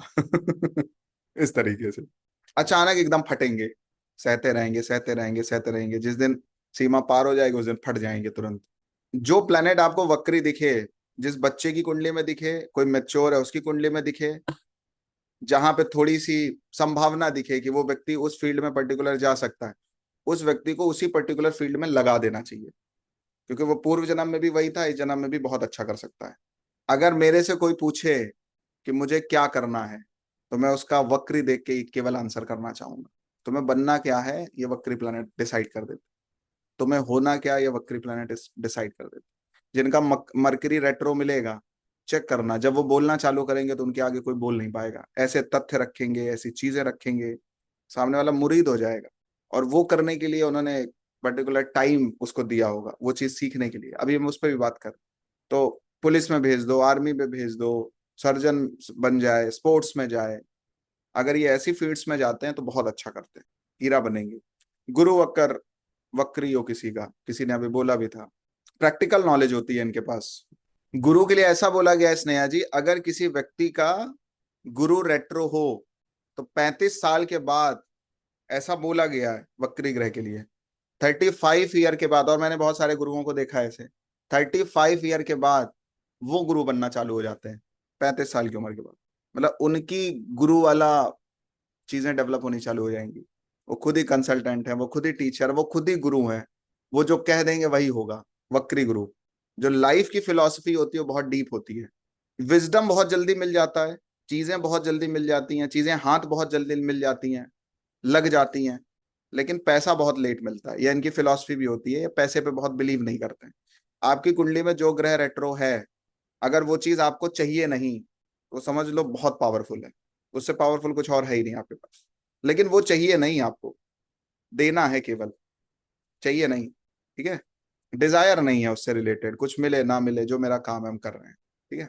मनी थोड़ा लेट आती है, विजडम बहुत पहले मिलता है। विजडम पहले मतलब कोई भी काम चालू करोगे, कुछ भी करना चाहोगे, डे वन से आपको ग्रोथ दिख जाएगी, डे वन से रिजल्ट्स दिख जाएंगे, और पैसा नहीं कमा पाओगे। तो पैसा कब आएगा? जब पैसे की जरूरत नहीं होगी तब पैसा आएगा। जब आप कह दोगे अब पैसा ही नहीं चाहिए तब पैसा आएगा, और फिर इतना आएगा कि संभाला नहीं जाएगा। तो सोशल वर्क्स के लिए बहुत अच्छा योग है जुपिटर अगर किसी का रेट्रो हो। पॉजिटिव और नेगेटिव दोनों बातें चार्ट डिसाइड करेगा, किसका वक्री जुपिटर अच्छा है, किसका वक्री जुपिटर खराब है। तो ऐसे नहीं कि बस किसी का जुपिटर रेट्रो देखा और बोल दिया अरे तुम्हें सर ये होने वाला है। भैया D30 भी देखना है, D9 भी देखना है, जो कंडीशंस बताई हैं वो भी अप्लाई करना है, देन फिर प्रेडिक्ट करना है। ठीक है शालू जी, समझ आ रही है बात? आगे लिखिए इसी में, शुक्र अगर हो, शुक्र अगर वक्री हो तो मैरिड लाइफ से रिलेटेड या रिलेशनशिप से रिलेटेड बहुत पंगे होते हैं। कभी होगा डिवोर्स दे दें, कभी होगा कि ये कर लें वो कर लें, दूसरी शादी कर लें, 35-40 साल की उम्र तक यही चलता रहेगा। फिर ये होगा अब हमें पूछेगा कौन, इन्हीं के साथ गुजारा करना पड़ेगा सॉरी पर ऐसा होता देखा है मैंने। अब कौन पूछेगा? मेरी बात समझ आ रही है आपको? क्या है, क्या ही करना है, अब तो 40 साल चली गए। अच्छा, मैं एक कपल को जानता हूँ कि मतलब जब उनकी शादी हुई तो 5-7 साल तक सेपरेशन में रहे हैं, आइसोलेशन में रहे हैं दोनों लोग। पति पत्नी का मुंह नहीं देखना चाह रहा है, पत्नी पति का मुंह नहीं देखना चाह रही है। दोनों अपने कैरियर पे बहुत अच्छा कर रहे हैं, खूब पैसा कमा रहे हैं, खूब चीजें कर रहे हैं, घूम टहल रहे हैं। अब ऐसा दोनों में प्यार हो गया है कि मतलब अब उसकी बात ही हम क्या करें। मतलब लड़की अपने मायके नहीं जा सकती है, लड़का कहीं अकेले नहीं जा सकता। मतलब ऐसा नहीं है कि कोई रोक रहा है, मन ही नहीं लग रहा है कहीं, वीनस, ठीक है। तो प्रेम जो होता है वो नॉर्मल अब नॉर्मल दोनों तरीके से चलता है। इनको जिनकी कुंडली में वीनस रेट्रो हो उनको ब्यूटी की तरफ, लग्जरी की तरफ, आर्ट की तरफ, कोई आर्टिस्टिक टैलेंट की तरफ, या शुक्र से संबंधित जो चीजें हैं उनकी तरफ जाना चाहिए, तो उसमें कुछ बेस्ट कर सकते हैं। भृगुनंदी नाड़ी ऐसा कहती है कि आपकी कुंडली में जिस प्लेनेट के साथ अनिल जी राहु का कॉम्बिनेशन हो वो काम आप बहुत बड़े लेवल पे कर सकते हैं, ठीक है। मतलब उसमें आप मास्टर हो सकते हैं। तो लेकिन पराशरी ऐसा कहती है जो ग्रह आपका वक्री हो उसमें आप मास्टरी कर सकते हैं। मैरिज थोड़ा लेट करनी चाहिए इनको। जिन लोगों का वीनस वक्री हो, जुपिटर वक्री हो, मार्स वक्री हो, उनको बहुत ही टटोल के शादियां करने की कोशिश करनी चाहिए, बहुत जल्दी शादी नहीं करनी चाहिए। प्रैक्टिकली बहुत चेक कर लो, जब एकदम ट्रस्ट आ जाए, कनेक्शन लगे, थोड़ा टाइम लेना चाहिए किसी से शादी करने से पहले, अदरवाइज फिर प्रॉब्लम आती है। तो थोड़ा लेट मैरिज करें तो अच्छा रहता है इनके लिए। ऐसा भी बोला जाता है अगर वीनस रेट्रो हो तो मैरिज थोड़ा डिले होती है बट डेप्थ होती है मैरिज में। आपकी कुंडली में एक बात स्टार बना के लिख लेना, जो प्लेनेट रेट्रो होगा वो चीजें जल्दी नहीं मिलेंगी, अगर जल्दी मिलेंगी तो टिकेंगी नहीं। फिर वो कोई और ही है जो आया है, वो मारने ही आया तुमको समझ में आ रही है बात? तुम्हारा खोपड़ी खराब करने ही आया। अगर जल्दी आ गया तो, जल्दी पैसा आ गया तो तुम्हारी खोपड़ी खराब कर देगा। जल्दी शादी हो गई, जल्दी सक्सेस मिल गई, जल्दी नौकरी लग गई, तो खोपड़ी आपकी खराब कर देगा, वो भटका देगा आपको। जल्दी सक्सेस मिल गई और वक्री ग्रह है और आप उस पर्टिकुलर प्लेनेट के लिए तरस गए हो, और अब एक ऐसा मौका आया है कि जब आपको, तभी तो आप अपनी सक्सेस को भी तो तभी इंजॉय करते हो ना, जब आपने उस चीज को लेकर के एक टाइम तक, मतलब जिसने साइकिल से चला है वही तो फिर हेलीकॉप्टर का मजा लेने में उसी को तो मजा आता है। जिसके घर में ऑलरेडी चार्टर प्लेन्स हो, उसके लिए क्या मैटर करता है वो चार्टर प्लेन से चल रहा है कि कार से चल रहा है, किससे चल रहा है। इंजॉय तो आदमी तभी करता है ना कि जब भाई उसने एक लाइफ में स्ट्रगल देखा हो, अब उसके पास चीजें आ गई हैं। शनि, शनि आपको पनिश करता है। शनि जब वक्री हो किसी की कुंडली में, उसको गलत काम करने से बचना चाहिए। गलत तो करने से सबको बचना चाहिए, क्योंकि राहु केतु ऑलवेज रेट्रो। इसीलिए आपने एक चीज देखी है, क्या देखी है चीज? बहुत नॉर्मल और बहुत बेसिक बात है, बहुत नॉर्मल और बेसिक बात है। पूजा पाठ करो तो उनके रिजल्ट्स नहीं दिखते हैं। दिखते हैं क्या बहुत जल्दी? कि बस कल ही दिया जलाया, आज ही तुम्हारे लक्ष्मी जी प्रकट हो गई, हाँ बोलो कितना चाहिए, तो आपने कहा पैसा चाहिए, करे कुबेर को रख लो तुम, ये तुम कुबेर को ही रख लो, ये तुम्हें देते रहेंगे, जितना चाहिए वो ले लेना। जैसे पापा से कभी पैसे के लिए कहो तो पापा क्या कहते हैं, मम्मी से ले लेना जो जरूरत हो। लक्ष्मी जी तो नहीं कहती। क्यों? केतु रेट्रो, अभी मिलेगा ही नहीं। 10-20 साल तो डालते रहो, केवल डालते रहो, डालते रहो, डालते रहो, डालते रहो, डालते रहो, पूजा करते रहो, मंदिर जाते रहो, तीर्थों में जाते रहो, संतों के पास जाते रहो, 30-35 साल तक केवल करते ही रहो, तो फिर ब्लास्ट होता है, एकदम सब बदल जाता है। होता है? नहीं होता है? यही होता है। जो प्लेनेट रेट्रो होगा उसको 20-30 साल देने हैं, तब वो कुछ देगा। और जो लेट देना चालू करेगा वो और लेट जाएगा, वो लेट ही जाएगा। इसलिए देखो राहु केतु के अगर राहु, अगर आप केतु को देखो, राहु की बात बाद में करते हैं, केतु की बात अगर आप देखें तो क्या हो रहा है, आप पूजा कर रहे हैं, पाठ कर रहे हैं, कोई भी चीज कर रहे हैं, कोई अनुष्ठान कर रहे हैं, उनके तुरंत रिजल्ट्स आ रहे हैं क्या? नहीं आ रहे हैं। अच्छा, एस्ट्रोलॉजर प्राय धन लेने के चक्कर में बोल देते हैं ये काम, ये पूजा करा लो, ये रत्न ले लो, तुम्हारा सब बदल जाएगा। बदला है क्या बताओ? अभी तक बदला है क्या? इंस्टेंट बहुत कम ही है जो रिजल्ट्स आ जाए। बताइए बदला है क्या? बहुत बहुत जल्दी तो नहीं बदला। निश्चित तौर पर उन्हीं चीजों से आगे चल के चीजें बदलेंगी जो अभी आप कर रहे हैं। बट जब वो इस माइंडसेट से करोगे कि कोई रिजल्ट नहीं आएगा लेकिन हमें करना है, तब बदल जाएगा आगे चल के, नहीं तो नहीं बदलेगा। समझ में आ रही है बात? क्लियर हो रहा है?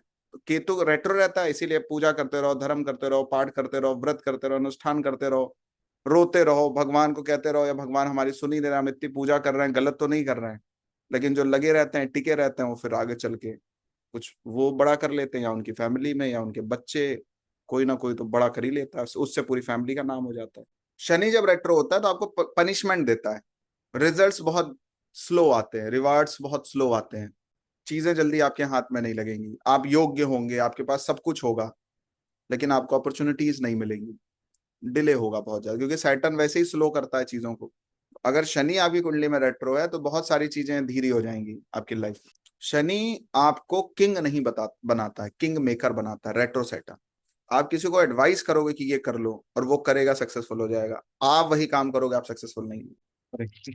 समझ में आई बात शनि के बारे में? तो शनि क्या करता है? किंग नहीं बनाता है, किंग मेकर बनाता है। अगर आपकी कुंडली में सैटर्न रेट्रो है, डिसिप्लिन में रहिए, थोड़ा टाइम लगेगा, आने वाले टाइम पे जैकपॉट लग जाएगा आपका, आपकी वो आइडेंटिटी बन जाएगी, he will never late. Identity आपकी बन जाएगी, वही आपकी पहचान बन जाती है। तो रेट्रो प्लैनेट क्या है? आपकी आइडेंटिटी है। रेट्रो प्लैनेट क्या है? आपकी पहचान है, उसी वजह से लोग आपको जानेंगे। पद्मा जी कह रहे हैं किसी को हमने देखा है कि गुरु भी रेट्रो है और शनि भी रेट्रो है, 65 साल की उम्र तक स्ट्रगल कर रहा है। कंडीशंस भी तो बताइए ना दोनों, क्यों स्ट्रगल करेगा, क्यों अच्छा होगा, अप्लाई करिए। केवल यहाँ प्लेनेट थोड़ी देखना है कि शनि रेट्रो है बस हो गया, यहाँ पे तो कंडीशन भी देख रही है ना कि उसकी पोजीशन क्या है, D9 में कैसा है, D30 में कैसा है, ये भी तो देखना है। और उसकी दशा आ भी रही है कि नहीं आ रही है, दोनों में से किसी प्लेनेट की, ये भी देखना है। हाँ दे सकता है, कह रहा लेजीनेस देगा, देगा। यस। तो राहु केतु ऑलवेज रेट्रो रहते हैं। इनकी फिलॉसफी भी लिख लो, ऑब्सेशन। राहु से रिलेटेड आपने कुछ गलत किया तुरंत हो जाएगा, अच्छा करोगे तो टाइम लगेगा, एडिक्शन बहुत खराब होता है। केतु क्या देता है आपको? स्पिरिचुअल कॉल देता है। आपको एक बात बताते हैं, बहुत ऐसी आध्यात्मिक बात है ये थोड़ी सी। जब आप कोई पूजा करते हैं ना, कोई रिचुअल फॉलो करते हैं, ठीक है, करते करते करते करते आप अपनी पूर्व जन्म की, कई पूर्व जन्म की तपस्या के साथ कनेक्ट हो जाते हैं। जब तक आप वहां कनेक्ट नहीं हो रहे हैं तभी तक आपको अनुष्ठान पूजा पाठ करना पड़ता है। जिस दिन आप वो कनेक्ट होते हैं वो चीज ऑटोमेटिकली होना चालू हो जाती है। ये केतु है। आपको कोई बार बार रिपीटेशन में क्यों करना है, रिपीटेशन में क्यों करना है, रिपीटेशन में रोज पूजा क्यों करनी है, रोज फूल क्यों चढ़ाना है, रोज मंदिर क्यों जाना है, ताकि जो पूर्व जन्म में छोड़ के आए हैं उस पद्धति से हम तुरंत कनेक्ट हो जाएं। और वो करते करते एक समय ऐसा आता है आप उससे कनेक्ट हो जाते हो। ठीक है। और कौन कौन से प्लेनेट अभी बचे हैं जिनको अभी हमने नहीं बताया? मंगल हो गया, शुक्र हो गया, गुरु हो गया, शनि हो गया, और तो कोई बचा ही नहीं। बुध। बुध का लिखो। बुध क्या है? अगर बुध रेट्रो है तो क्या रिजल्ट है उसका? नॉलेज बहुत ज्यादा होगी, बोल नहीं पाएगा, ज्ञान काम नहीं आएगा, इंटेलेक्चुअल बहुत होगा, कम्युनिकेशन में प्रॉब्लम आएगी। एक टाइम ऐसा आएगा कि फिर उससे बढ़िया कोई बोल नहीं पाएगा। बताया था मैंने, एक बीच में एक दो लाइन बुध के लिए बोल दी थी मैंने। पढ़ता रहेगा कोई रिजल्ट नहीं आ रहा, सीखता रहेगा कोई रिजल्ट नहीं आ रहा है, करता रहेगा नहीं हो रहा है, एकदम से हो जाएगा। पूरी नॉलेज इकट्ठी हुई और फिर कुछ उसने बड़ा कर दिया। मरकरी बिजनेस के लिए ऐसा कह सकते हैं। समझ आ रही है बात? आई? ठीक है। भाव लिख लो। किसी भाव में अगर रेट्रोग्रह होगा उस भाव को उस प्लेनेट से जोड़ करके अपना मिशन बना लेना चाहिए। मान लो 12वें भाव में कोई ऐसा ग्रह है जो वक्री है, ठीक है, तो मेरा मिशन क्या होगा? मान लो शनि है, 12वें भाव में है, वक्री है, तो उसको मिशन बना लो 12वें भाव को शनि से कनेक्ट करके, कि हम कुछ ऐसा करें कि हमारी कंपनी से या हमारे थ्रू लोग बाहर भी काम करने जा सकें। बात समझ आ रही है? सैटर्न इज प्रोफेशन, या जिन चीजों के इलाज, जिन डिसीज का इलाज यहाँ नहीं हो रहा है और व्यक्ति के पास बाहर जाके इलाज कराने की क्षमता नहीं है। बाहर मतलब ऐसा नहीं है कि कभी कभी कोई गांव भी हो सकता है, कोई कस्बा भी हो सकता है, कोई क्षेत्र भी हो सकता है जहां पे उतने अच्छे हॉस्पिटल्स ना हो, है ना।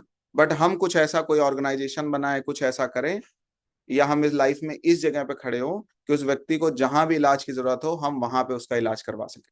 अगर बाहर भी वो जाए तो हम बाहर इलाज करवा सके, बाहर से भी कोई आना चाहे तो हम उसका भी इलाज करवा सके।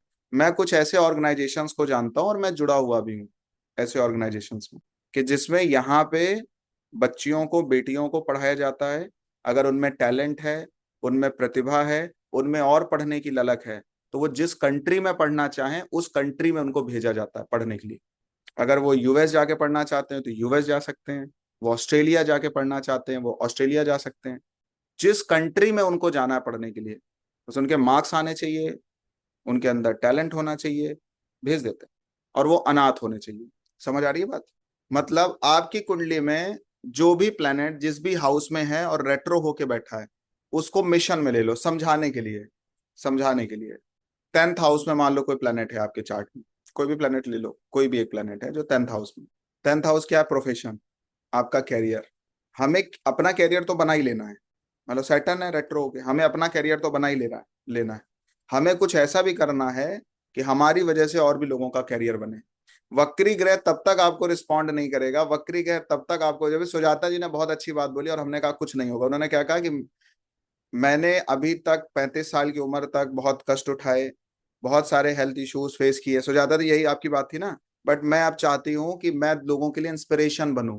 यही सब थे आपके, आपने सुना अभी सुजाता जी ने आपके सबके सामने बोला कि मैं चाहती हूँ कि मैं इंस्पिरेशन बनूं। अगर किसी को कैंसर हुआ है, किसी को कोई ऐसी डिसीज हुई है जिसको मैंने मेरी लाइफ में फेस किया है, मैं उनको गाइड कर सकूं, मैं उनको मोटिवेट कर सकूं, मैं उनके लिए इंस्पिरेशन बन सकूं।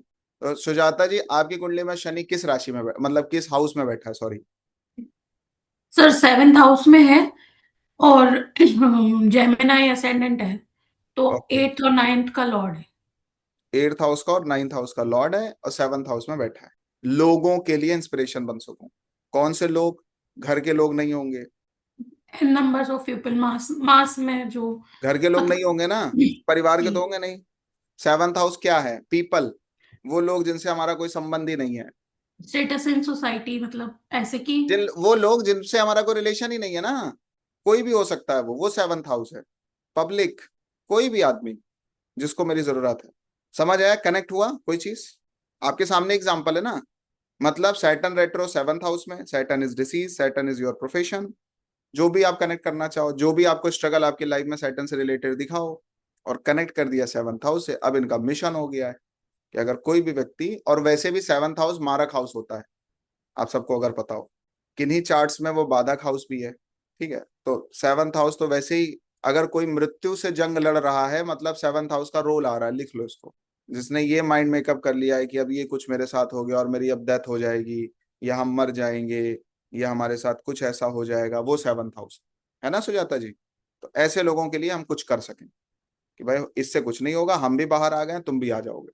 समझ आ रही है बात, दिमाग में जा रहा है। ऐसे ही सारे हाउसेस का लिख लो, सारे हाउसेस का लिख लो। तो एक चीजें, कुछ बातें और लिख लो पहले।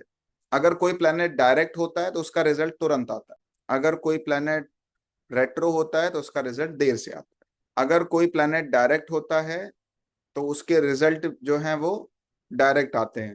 मतलब यहाँ से जाओ, मान लो दिल्ली जाना है, आप लखनऊ में हो, वंदे भारत आपने एक ट्रेन पकड़ी, या एक आपने लखनऊ से फ्लाइट ली, आप दिल्ली पहुंच गए, ठीक। अब वही ग्रह अगर रेट्रो है तो पहले आपको मुंबई की फ्लाइट में बैठाएगा वाया आप आओगे, ठीक है। तो मुंबई वाली फ्लाइट पता चला चेन्नई ले जाके छोड़ रही है आपको, डायरेक्ट फ्लाइट नहीं है। वक्री ग्रह मतलब उसकी डायरेक्ट फ्लाइट है ही नहीं, डेस्टिनेशन तक आपको डायरेक्ट लेके नहीं, इधर उधर ले जाके और एक्सपीरियंस कराएगी आपको। अच्छा, बहुत सारी चीजें एक्सपीरियंस करनी हो तो फिर पैसे, पैसे भी ज्यादा, पैसे तो उतने ही लग जाते हैं कभी कभी। जो लेट फ्लाइट्स है उनके पैसे कम होते हैं, मतलब जो आपको 24 घंटे में पहुंचा रही है और जो 2 घंटे में पहुंचा रही है, 2 घंटे वाला ज्यादा ले लेगा और 24 घंटे वाला कम लेगा, ऐसा भी होता है कभी कभी। लेकिन आपके पास इतना समय आपको देना ही पड़ेगा। तो वक्री ग्रह क्या है, वो आपको एकदम से डेस्टिनेशन तक नहीं लेके जाएगा। पहले अबू धाबी को लेके चला जाए, वहां गए चाय वाय पियो वहां से चेन्नई लेके चला जाए, फिर मुंबई लेके जाए। घर वाले कहेगा तुम तो 5 घंटे में पहुंच जाते, कहाँ चले गए थे? अरे चले गए थे 4-5 जगह, स्टेटस भी मेंटेन हो गया मेरा इसी बहाने मेरी बात समझ आ रही क्या कह रहा है? लेकिन उन घुमाओ के चक्कर में कोई आपसे पूछ ले कि मुझे दिल्ली जाना है, तो आप बता दोगे ये रूट मत पकड़ना, यही रूट पकड़ना। कभी कभी आप किसी रोड से निकलो और आप रास्ता भटक जाओ, कहीं और पहुंच जाओ, और फिर आपको वहां जाके पता चले कि ये रास्ता ही गलत है।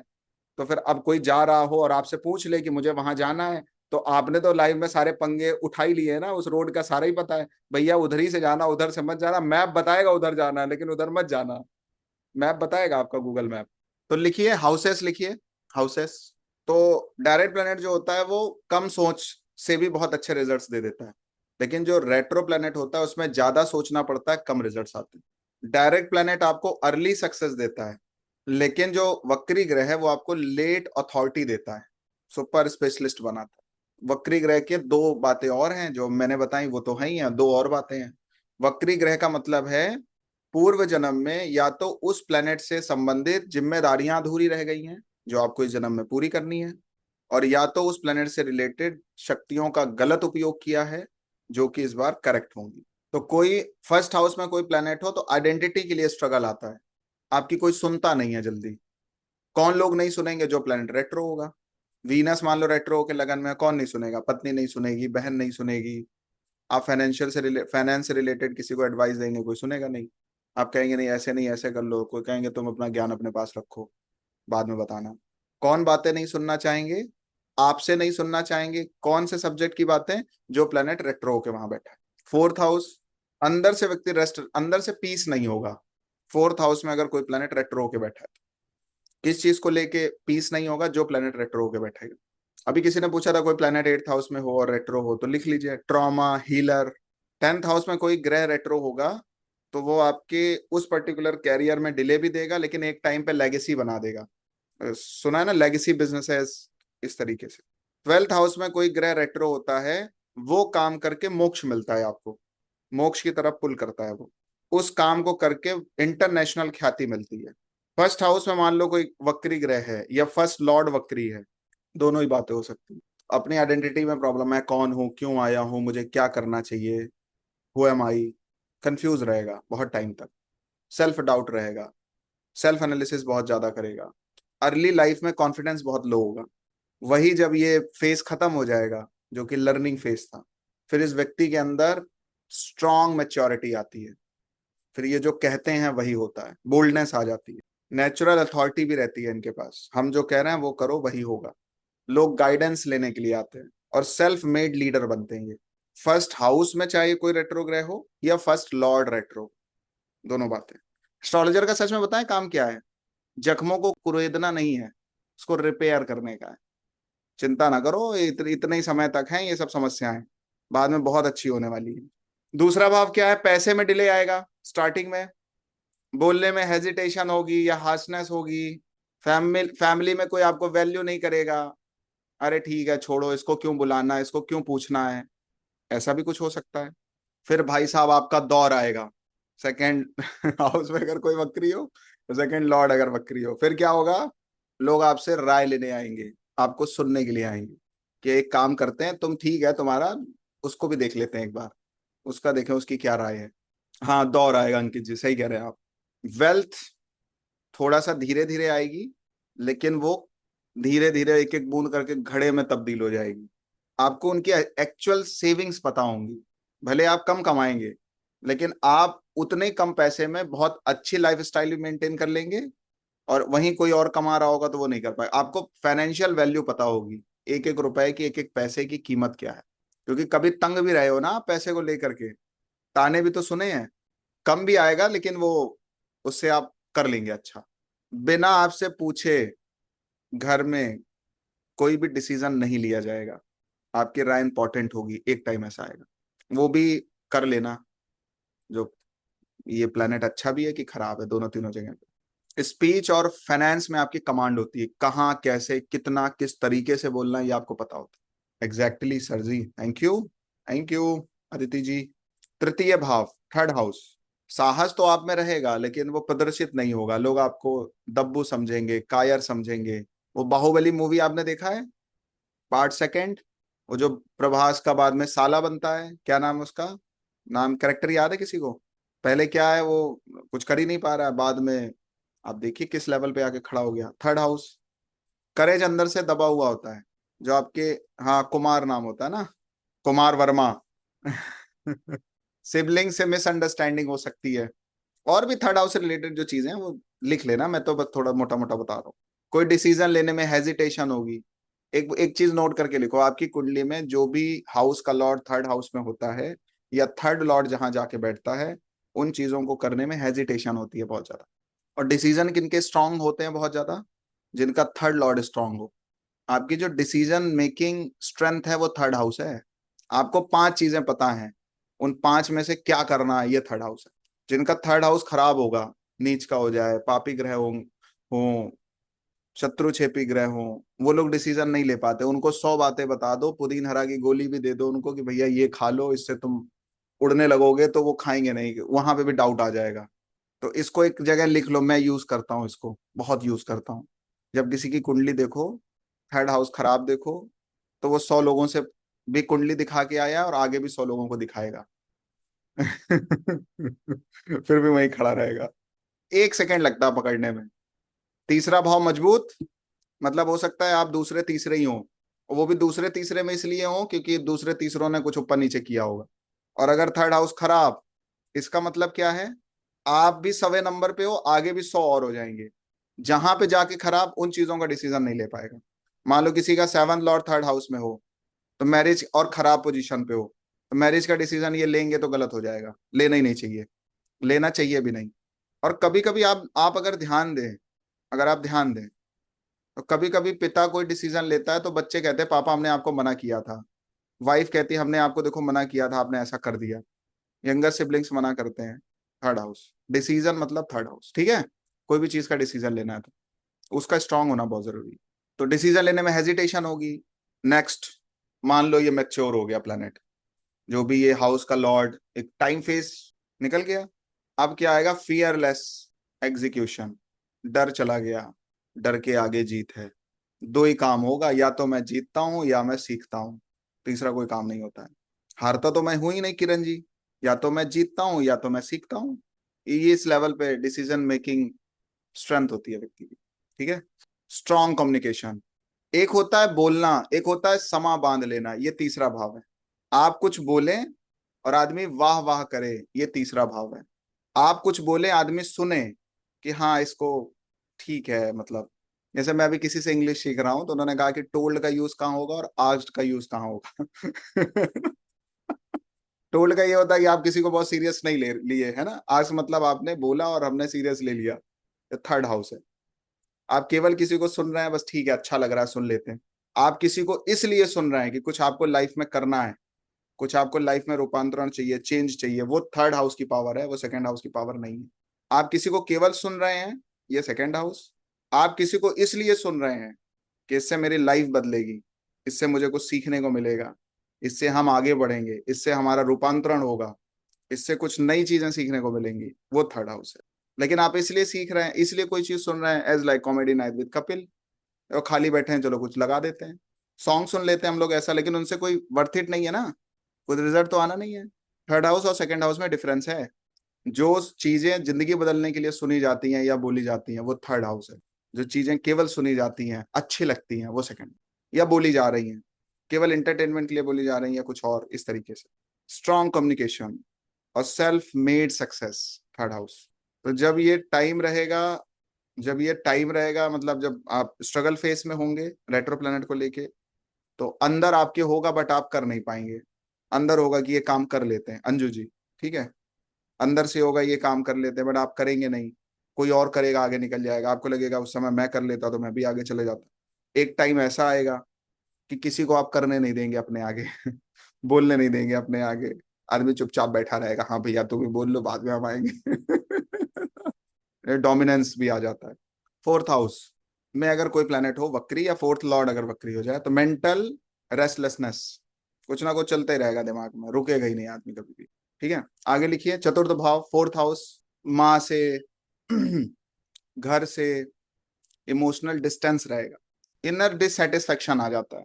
फिर एक टाइम आता है आदमी को लगता है, पहले क्या होगा, फोर्थ हाउस का लॉर्ड अगर चाहे वक्री हो जाए, चाहे फोर्थ हाउस में कोई रेट्रो प्लैनेट हो जाए, पहले आदमी को लगेगा इनसे सुख मिल जाएगा, इनसे सुख मिल जाएगा, ये कर लेंगे तो सुख मिल जाएगा, ये कर लेंगे तो सुख मिल जाएगा, ऐसा चाह लेंगे, ऐसा कर लेंगे, ऐसा हो जाएगा तो कुछ हो जाएगा। फिर एक टाइम जान तो क्या होता है, बाहर सुख नहीं है अंदर सुख है, इनर स्टेबिलिटी बढ़ती है, एकांत व्यक्ति को अच्छा लगने लग जाता है। पहले आपको सब चाहिए, अगर फोर्थ लॉर्ड चाहे वक्री हो, चाहे फोर्थ हाउस में कोई वक्री हो, पहले आपको सब कुछ चाहिए। लेकिन एक टाइम ऐसा आएगा आपको लगेगा यार जिसको जो चाहिए मेरे पास आओ, आप हमें किसी से कुछ नहीं चाहिए। चेक करना। सतीश जी कुछ बोलना चाह रहे हैं क्या आप? ओके ठीक है, कुछ बोलना, कुछ अनम्यूट कर रहा हूँ, बताइए क्या कह रहे हैं। हम ये कह रहे थे सर कि मेरा फोर्थ हाउस में केतु है, उसमें रेट्रो है वो। अरे बताओ, ये आप जो कह रहे हैं बिल्कुल ठीक है। वो तो होता ही है रेट्रो, अच्छी बात है, ठीक है हम्म, ना।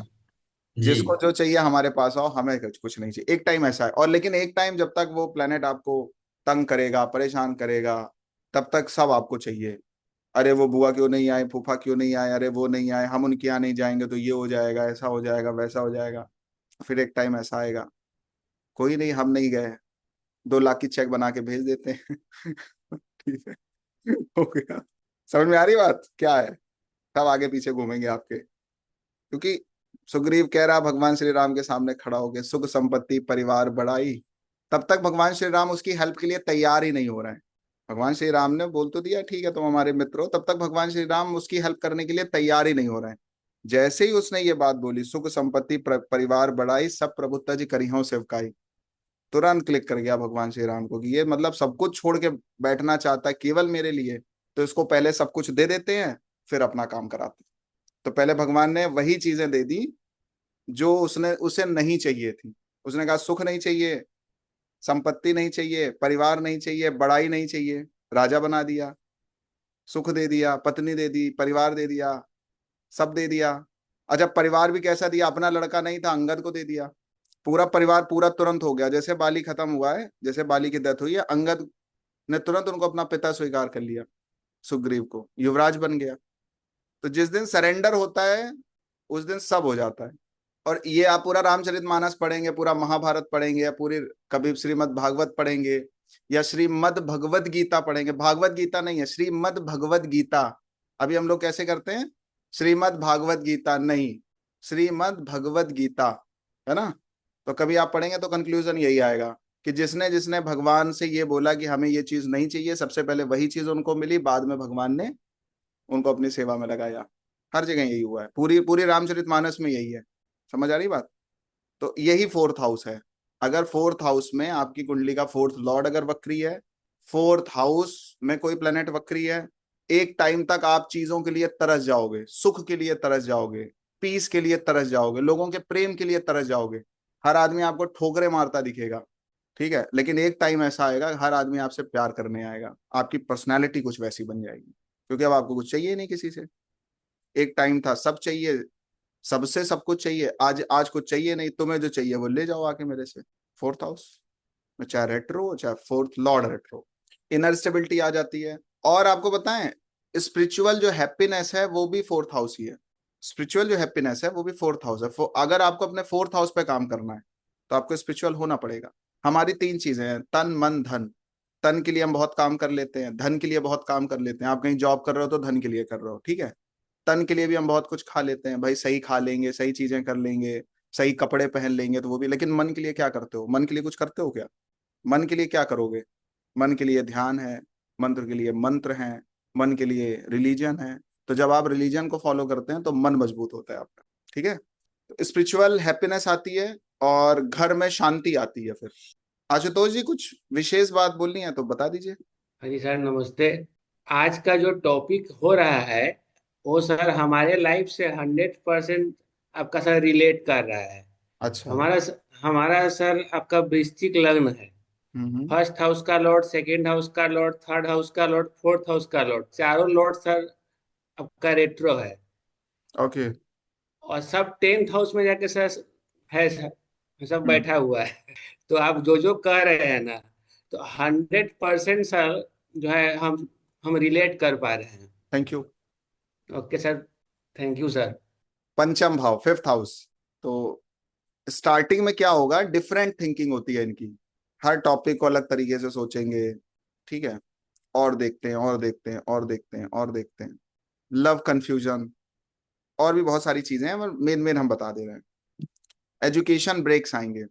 फिर क्या होगा, जीनियस लेवल पर इंटेलेक्ट होगा। आंसर ढूंढने की जरूरत नहीं है, कोई प्रश्न होगा आंसर आपके दिमाग में ऑलरेडी है। इंट्यूशन बहुत स्ट्रांग कौन करता है? Fifth house. संतानें थोड़ी लेट हो सकती, उनकी कुछ ड्यूटीज हैं जो आपको निभानी पड़ सकती। मतलब अगर फिफ्थ लॉर्ड रेट्रो हो या फिफ्थ हाउस में कोई प्लैनेट रेट्रो हो तो इस व्यक्ति की सामान्य बुद्धि नहीं होती है, नॉर्मल बुद्धि नहीं होती है।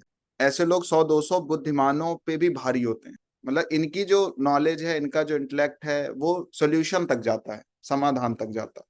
केवल ऊपर ऊपर नॉलेज नहीं है, डेप्थ नॉलेज है, डीप नॉलेज है। और वो नॉलेज केवल नॉलेज के लिए नहीं है, उस नॉलेज में सोल्यूशन भी है, उस नॉलेज में सच में नॉलेज है, ठीक है, मोटिवेशन भी है, नॉलेज भी है। वो अंतिम जगह तक पहुंचती है उनकी नॉलेज। समझ में आ रही है बात? इस लेवल पे इंटेलेक्ट होता है उनका। System house, sixth house, hidden enemies अगर रेट्रो होगा तो क्रॉनिक इश्यूज आते हैं, वर्क प्लेस में पॉलिटिक्स होती है। मेन मेन पॉइंट्स ले रहे हैं अभी। यही जब मैच्योरिटी आ जाएगी, मतलब वो स्ट्रांग हो गया, तो शत्रु आपके नाम से कांपते हैं, उनको डर लगता है फिर कि भाई इसके बारे में कुछ मत बोलो, इसके बारे में तो मैनेजमेंट भी सुनना पसंद नहीं करेगा। और अगर मैनेजमेंट तक भी बात जाएगी तो मैनेजमेंट जो बताने गया उसी को मारेगा भी मैनेजमेंट। इम्यूनिटी बहुत स्ट्रांग होती है इनकी। अभी इनको कंपटीशन में जाना नहीं होता, ये कंपटीशन क्रिएट करके बैठे होते हैं ऑलरेडी। मतलब आप आइए 5-6 साल हमें परास्त करने का कोशिश करिए, फिर भी आप कर नहीं पाएंगे हमें। समझ आ रही है बात? सिक्स हाउस कैसे किस लेवल पे पहुंच जाएगा। मतलब आपके दुश्मन आपके पास आएंगे, शत्रुता करने के लिए आएंगे, लेकिन आपने अपना लेवल इस लेवल पे सेट करके रखा हुआ है कि उनके उनकी हिम्मत ही नहीं है कि आप तक वो पहुंच भी पाए। और जितनी बार आ रहे हैं उतनी बार मारे जा रहे हैं, फिर चले जा रहे हैं, फिर अगली बार तैयारी करके आ रहे हैं, फिर मारे जा रहे हैं, फिर चले जा रहे हैं। वो वाला हाल होता है। और एक बात है, एक इस लेवल की स्ट्रेंथ आती, अगर ये किसी से लड़ना चाहेंगे तो उसे हरा के ही छोड़ेंगे। एंड ऑफ द डे उसे हारना पड़ेगा। इसलिए एक टाइम तक लोग इनसे पंगा लेते रहते हैं, एक टाइम आने के बाद इनसे कोई पंगा नहीं लेता है, चाहे सिक्स हाउस में कोई रेट्रो प्लैनेट हो या सिक्स लॉर्ड ही रेट्रो हो गया। सेवंथ हाउस, मैरिज डिले होती है, रिलेशनशिप में प्रॉब्लम आती है, बार बार पंगे होते हैं, बार बार। मतलब मान लो एक शादी हुई, 2 शादी हुई, या एक रिलेशनशिप में गए, 2 रिलेशनशिप में गए, सेम टाइम की चीजें आपके साथ चल रही हैं। वो भी आर्ग्यू करता था, वो भी लड़ाई झगड़ा करता था, ये भी वैसे ही कर रहा है, तो सेम प्रॉब्लम चलती रहेगी कुछ टाइम तक। फिर एक टाइम ऐसा आएगा कि जो 7-8 जन्म वाला साथी आपको मिलेगा, टकराएगा। थोड़ा लेट ही मिलेगा लेकिन उसकी स्टेबिलिटी बहुत अच्छी होगी, लॉन्ग टर्म स्टेबिलिटी, जैसा आप चाहते थे वैसा मिलेगा। बिजनेस पार्टनरशिप बहुत स्ट्रांग हो जाएगी। इसको एक स्टार बना के लिखना। सेवंथ हाउस में कोई रेट्रो प्लेनेट ना हो या सेवंथ लॉर्ड रेट्रो ना हो, ये बहुत अच्छी बात रहेगी। सबसे सेंसिटिव एरिया यही है, ये रेट्रो नहीं होना चाहिए। कोशिश ये हो, भगवान से ऐसी प्रार्थना हो कि सेवंथ हाउस रेट्रो ना हो, अदरवाइज लाइफ में प्रॉब्लम बहुत आती है। भाई जो एज आपकी शादी करने की है, रिलेशनशिप में जाने की है, उसी एज में सबसे ज्यादा और जिस व्यक्ति की रिलेशनशिप नहीं सही है उस व्यक्ति का कुछ सही नहीं चलेगा, कैरियर भी अच्छा नहीं हो सकता।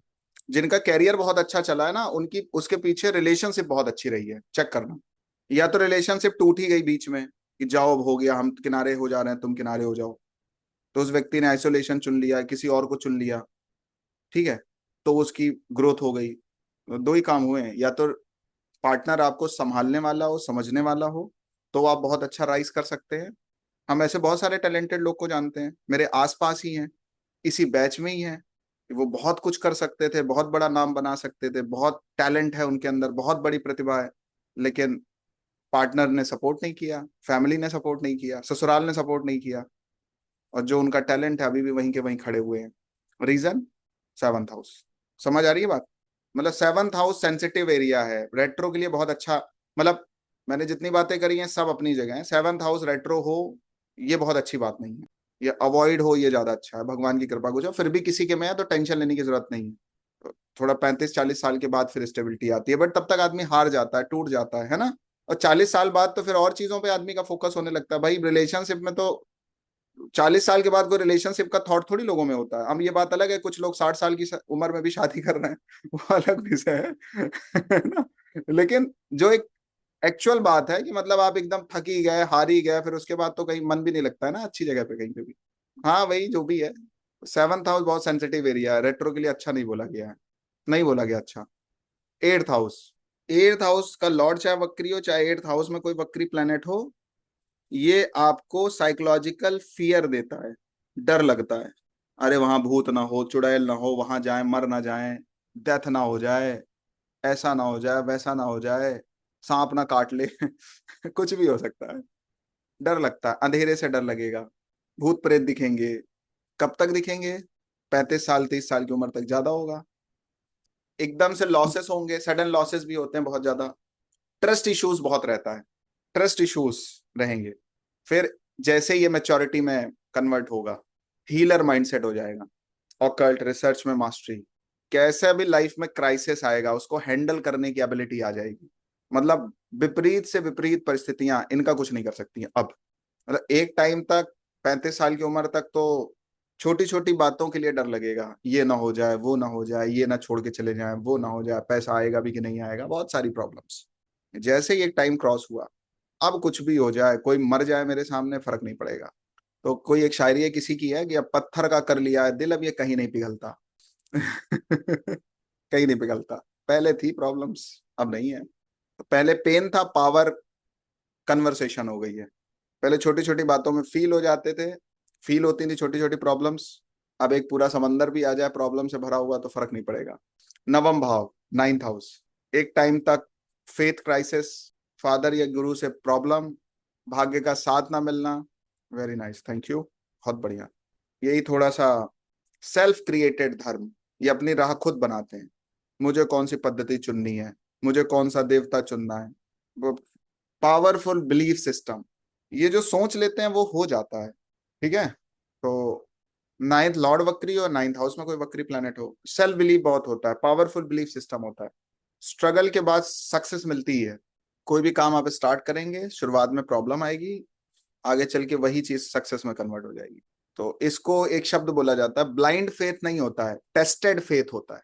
एक टाइम तक लोग चीट करेंगे, किसी को फीस दे दोगे, पढ़ने का मन नहीं करेगा, आपको लगेगा अरे हम तो ठग गए फिर आपको इतना एक्सपीरियंस हो जाएगा कि आपको पता चल जाएगा कौन सही है, कौन गलत है, कौन अच्छा है, कौन बुरा है। फिर कोई लाइफ में अच्छा मिल भी जाता है, जहां पे फिर आपका फेथ अडिग हो जाता है। तो नाइन्थ हाउस चाहे वक्री हो, चाहे नाइन्थ लॉर्ड वक्री हो, शुरुआत में भटकाव देता है, फिर आगे चल के 10th house, career confusion, job breaks, recognition नहीं मिलती है, प्रमोशंस नहीं मिलते हैं। मैच्योरिटी जब आ जाएगी ना तो लेगेसी क्रिएशन होता है, अथॉरिटी पोजीशंस मिलती हैं। आप कहोगे ये आदमी काम करेगा, आप कहोगे इसको हटना है, इसका प्रमोशन होना है, ये होना है, जो आप कहोगे वही होगा, मैनेजमेंट कहेगा आप बताइए क्या करना है। सेल्फ अर्न रेपुटेशन मिलती है, किसी ने दी नहीं है आपको, चूरन में नहीं मिली है कि आज व्रत है तो अच्छा रख लो, आपने अर्न करी है उसको, और वो अपनी जगह लोग खुद बनाते हैं। तो रेट्रो प्लेनेट के लिए एक बात लिख लो चाहो तो, जो ग्रह डायरेक्ट होता है और अच्छी पोजीशंस में होता है, वो गद्दी आपको मिलती है खुद ही, कोई ऑफर कर देता है। और जो ग्रह वक्री होता है, उस गद्दी को जीतना पड़ता है, उन लोगों को जीतना पड़ता है, बस इतना ही अंतर। कोई चीज आपको ऑफर हो, ये डायरेक्ट प्लेनेट है, और कोई चीज आप छीन लें, बहुत तंग किया, बहुत परेशान किया, अब तो चाहिए ही चाहिए, वो फिर क्या है, रेट्रो प्लेनेट है।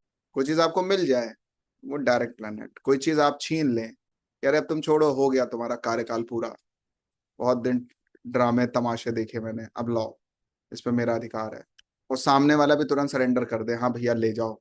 समझ में आ रही है बात? इस तरीके से ये वक्री ग्रह। लेट सक्सेस मिलती है लेकिन सॉलिड नेम होता है ऐसे लोगों का। कभी कभी इन लोगों की वजह से कोई चीज जानी जाती है, कोई ऑर्गेनाइजेशन, कोई प्रोफाइल, कोई पद। आगे लिखिए 11th हाउस, डिजायर ऑब्सेशन अगर वक्री होगा तो इच्छाएं पूरी नहीं होगी, इनकम स्टेबल नहीं होगी, उतार चढ़ाव रहेंगे लाइफ में बहुत ज्यादा, जो सोचोगे वो होगा नहीं, गलत संगति बन जाएगी, गलत सर्कल होगा, रॉन्ग नेटवर्क्स होंगे, यही जब पावरफुल हो जाएगा।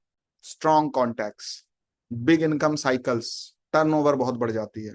3 बातें याद रखना, आपकी सेविंग सेकंड हाउस, आपकी मंथली इनकम्स, चाहे बॉन्ड हो, चाहे सेविंग्स हो, चाहे ज्वेलरी हो, कोई भी चीज जो आपके पास रखी है, ठीक है, सेकंड हाउस। कहीं से आपके पास इनकम आ रही है, महीने में आ रही है, कोई जॉब कर रहे हैं, कोई बिजनेस है आपका, वो जो रिकरिंग इनकम बोलते हैं, कोई काम करा, कोई सर्विस करी, उससे पैसा आ रहा है, सेव करके नहीं रखा है, कुछ करते हैं उससे आता है, वो 6 हाउस है। और फिर एक 11th हाउस है, नेटवर्क, ये आपका turnover, turnover is 11th house. ऐसे लोग पूरी सोसाइटी को इन्फ्लुएंस कर सकते हैं एक टाइम आने के बाद। आगे मतलब डिजायर ने फुलफिल होना ही है, एक टाइम पे एक छोटी छोटी चीज के लिए तरस जाएंगे, ठीक है, लेकिन एक टाइम ऐसा आएगा कि अगर इन्होंने सोच लिया कि ये होना चाहिए तो वो होगा। रीजन रेट्रो प्लेनेट, रीजन वो चीज आज से थोड़ी है, पूर्व जन्म से है, कई जन्म से है उसके पास, बट ये बात अलग है कि वो थोड़ा खुद ही भूल के बैठा है। ऐसी बहुत सारी मूवीज आपने देखी होगी कि एक्टर जो है पूरी लाइफ, पूरी मूवी में स्ट्रगल कर रहा है, और बाद में पता चलता है कि इस कंपनी का सीईओ यही है, वो तो कुंभ के मेले में बिछुड़ गया था है ना, या कुछ ऐसा हाथ, यही बाहुबली मूवी देख लो, हाँ कोई भी है, कुछ भी है, तो मतलब बाद में ऐसा पता चले यार ये तो इसी कंपनी में काम कर रहा था, और ये तो पूरी कंपनी इसी की है ना। तो ये इतने टैलेंटेड हो जाती हैं ये सब चीजें, तो ये लोग ऐसे टैलेंटेड हो जाते हैं, ये अपने को इस लेवल पे डेवलप कर लेते हैं कि सामने वाले को झुकना ही पड़ता है, इनसे कॉन्टेक्ट्स बनाने ही पड़ते हैं, इनके सामने आके हेल्प मांगनी ही पड़ती है। 12th house, loneliness, sleep issues, emotional drain. फिर क्या होगा, वही लोनलीनेस स्पिरिचुअल डिटैचमेंट में चली जाएगी। इस लेवल पे आदमी एकांत प्रिय हो जाएगा कि उसको सोचेगा यहीं अकेले रह रहे हैं, इससे अच्छा कहीं बाहर ही रह ले, बाहर चला जाता है, फॉरेन सेटलमेंट हो जाता है आने वाले टाइम पे। मोक्ष प्राप्ति का योग बना देता है 12th हाउस। सांसारिक जीवन से व्यक्ति धीरे धीरे ऊपर उठता है। तो एक एक शब्द चाहो तो लिख लो। First house is authority, second house is wealth plus speech, third house is courage, fourth house is inner peace, fifth house आपको जीनियस बनाता है, पार्ले जी फॉर जीनियस, ठीक। 6 आपको विक्ट्री देता है, 7th आपको कार्मिक मैरिज की तरफ लेके जाता है, 8th हाउस आपको हीलर बनाता है, 9th house self made luck बनता है आपका, 10th हाउस लेगेसी देता है, 11th हाउस इन्फ्लुएंस करने का पोटेंशियल देता है, कोई भी आपसे इन्फ्लुएंस हो जाएगा, उसी से बना इन्फ्लुएंसर, ठीक है। और फिर 12th हाउस आपको मोक्ष देता है। अब कुछ बातें और लिख लो। 7th हाउस में वक्री ग्रह नहीं होना चाहिए, और 7th लॉर्ड वक्री नहीं होना चाहिए, ये बात अभी मैंने बताई थी। और मुख्य तौर पर सैटर्न का इन्फ्लुएंस, अगर सैटर्न वक्री है, सैटर्न 7th लॉर्ड का 7th लॉर्ड बना और वो वक्री है, तो प्रॉब्लम ज्यादा आती है व्यक्ति की लाइफ में, क्योंकि सैटर्न वैसे ही प्रारब्ध कर्म है, सैटर्न तो छोड़ता ही नहीं है किसी को, और ग्रह तो थोड़ा रहम भी कर देते हैं, शनि रहम नहीं करता, राहु केतु रहम नहीं करते, अच्छा भगवान भी रहम नहीं करते हैं, हेलो, भगवान को भी कुछ चाहिए तभी देंगे आपको, ये बात सच है। ये जो लोग कहते हैं ना कि सर भगवान को क्या चाहिए, पत्र पुष्प ये वो, भगवान भी कहते हैं बिना खाली हाथ तू आएगा तो फिर खाली हाथ ही जाएगा। ईश्वर को भी चाहिए भाई, तो क्या चाहिए, जो आपकी सामर्थ्य है वो लेके जाना चाहिए भगवान के पास। ऐसे ही थोड़ी आप देखो तिरुपति बालाजी में लोग 2-2 3-3 किलो 10-10 किलो 20-20 किलो सोना दे के चले जाते हैं, कुछ तो होएगा ही ना। और आपसे एक नाक नाक की कील नहीं दी जा रही है, और कोई है कि 3-3 4-4 किलो गोल्ड डोनेट करके चला जा रहा है। ठीक है, तो भगवान को भी चाहिए, तो भगवान को वो सब दो जो आपके पास है। आगे लिखिए इसी में, तो सैटर्न वैसे ही 7th हाउस के लिए बहुत अच्छा नहीं है। कोल्ड पार्टनर मिलता है, डिस्टेंस होगी उसके साथ में, कॉम्पैक्टिबिलिटी नहीं मिलती है, रिलेशनशिप को हैंडल करना नहीं आता है, बहुत लेट चीजें होती हैं और जब तक समय निकल जाता है। ठीक है। अच्छा आप देखो, जैसे मैक्सिमम केसेस में, जैसे किरण जी कह रही हैं 7th हाउस में केतु है, ऐसे बहुत सारे लोगों के 7th हाउस में राहु होता है या केतु होता है। चेक करना कि वो लोग सेटिस्फाई नहीं रहते अपने स्पाउस से। समझ में आ रही है बात? मतलब कोई उनके सर के बल खड़ा हो जाए तो भी ठीक ही है, मतलब कह रही सर मैं कुछ भी कर दूं ये बंदा तारीफ नहीं कर सकता है मेरी, एकदम वो झुल्ला गई। मैंने कहा नहीं नहीं बहुत अच्छा आपने बनाया। समझ आ रही बात? मतलब आप सर के बल खड़े हो जाओ, 7th हाउस में राहु हो केतु हो कोई भी वक्री ग्रह हो, या अब उनका लॉर्ड वक्री हो, तो कुछ ना कुछ चीजें प्रॉब्लम में दिखती हैं। वो भी अगर 7th हाउस रेट्रो है, वो भी 7th हाउस का लॉर्ड सैटर्न बन जाए, या 7th हाउस में सैटर्न आ जाए रेट्रो होके, तो प्रॉब्लम और ज्यादा क्रिटिकल हो जाती है। इसको लिखो स्टार बना के। दूसरा 10th हाउस, 10th लॉर्ड अगर वक्री होगा या 10th हाउस में कोई वक्री ग्रह होगा, अब मैं वो भी कर दे रहा हूँ ना, मतलब 12 बताए तो थोड़ा सा उनको मेन मेन पॉइंट्स भी बता दें। स्टार बचपन से ही बहुत स्ट्रगल रहता है करियर को लेके, पोजीशंस को लेके, चीजों को लेके, रेपुटेशन को लेके। 40 साल की उम्र तक आप स्ट्रगल करते हो, 40 ईयर तक।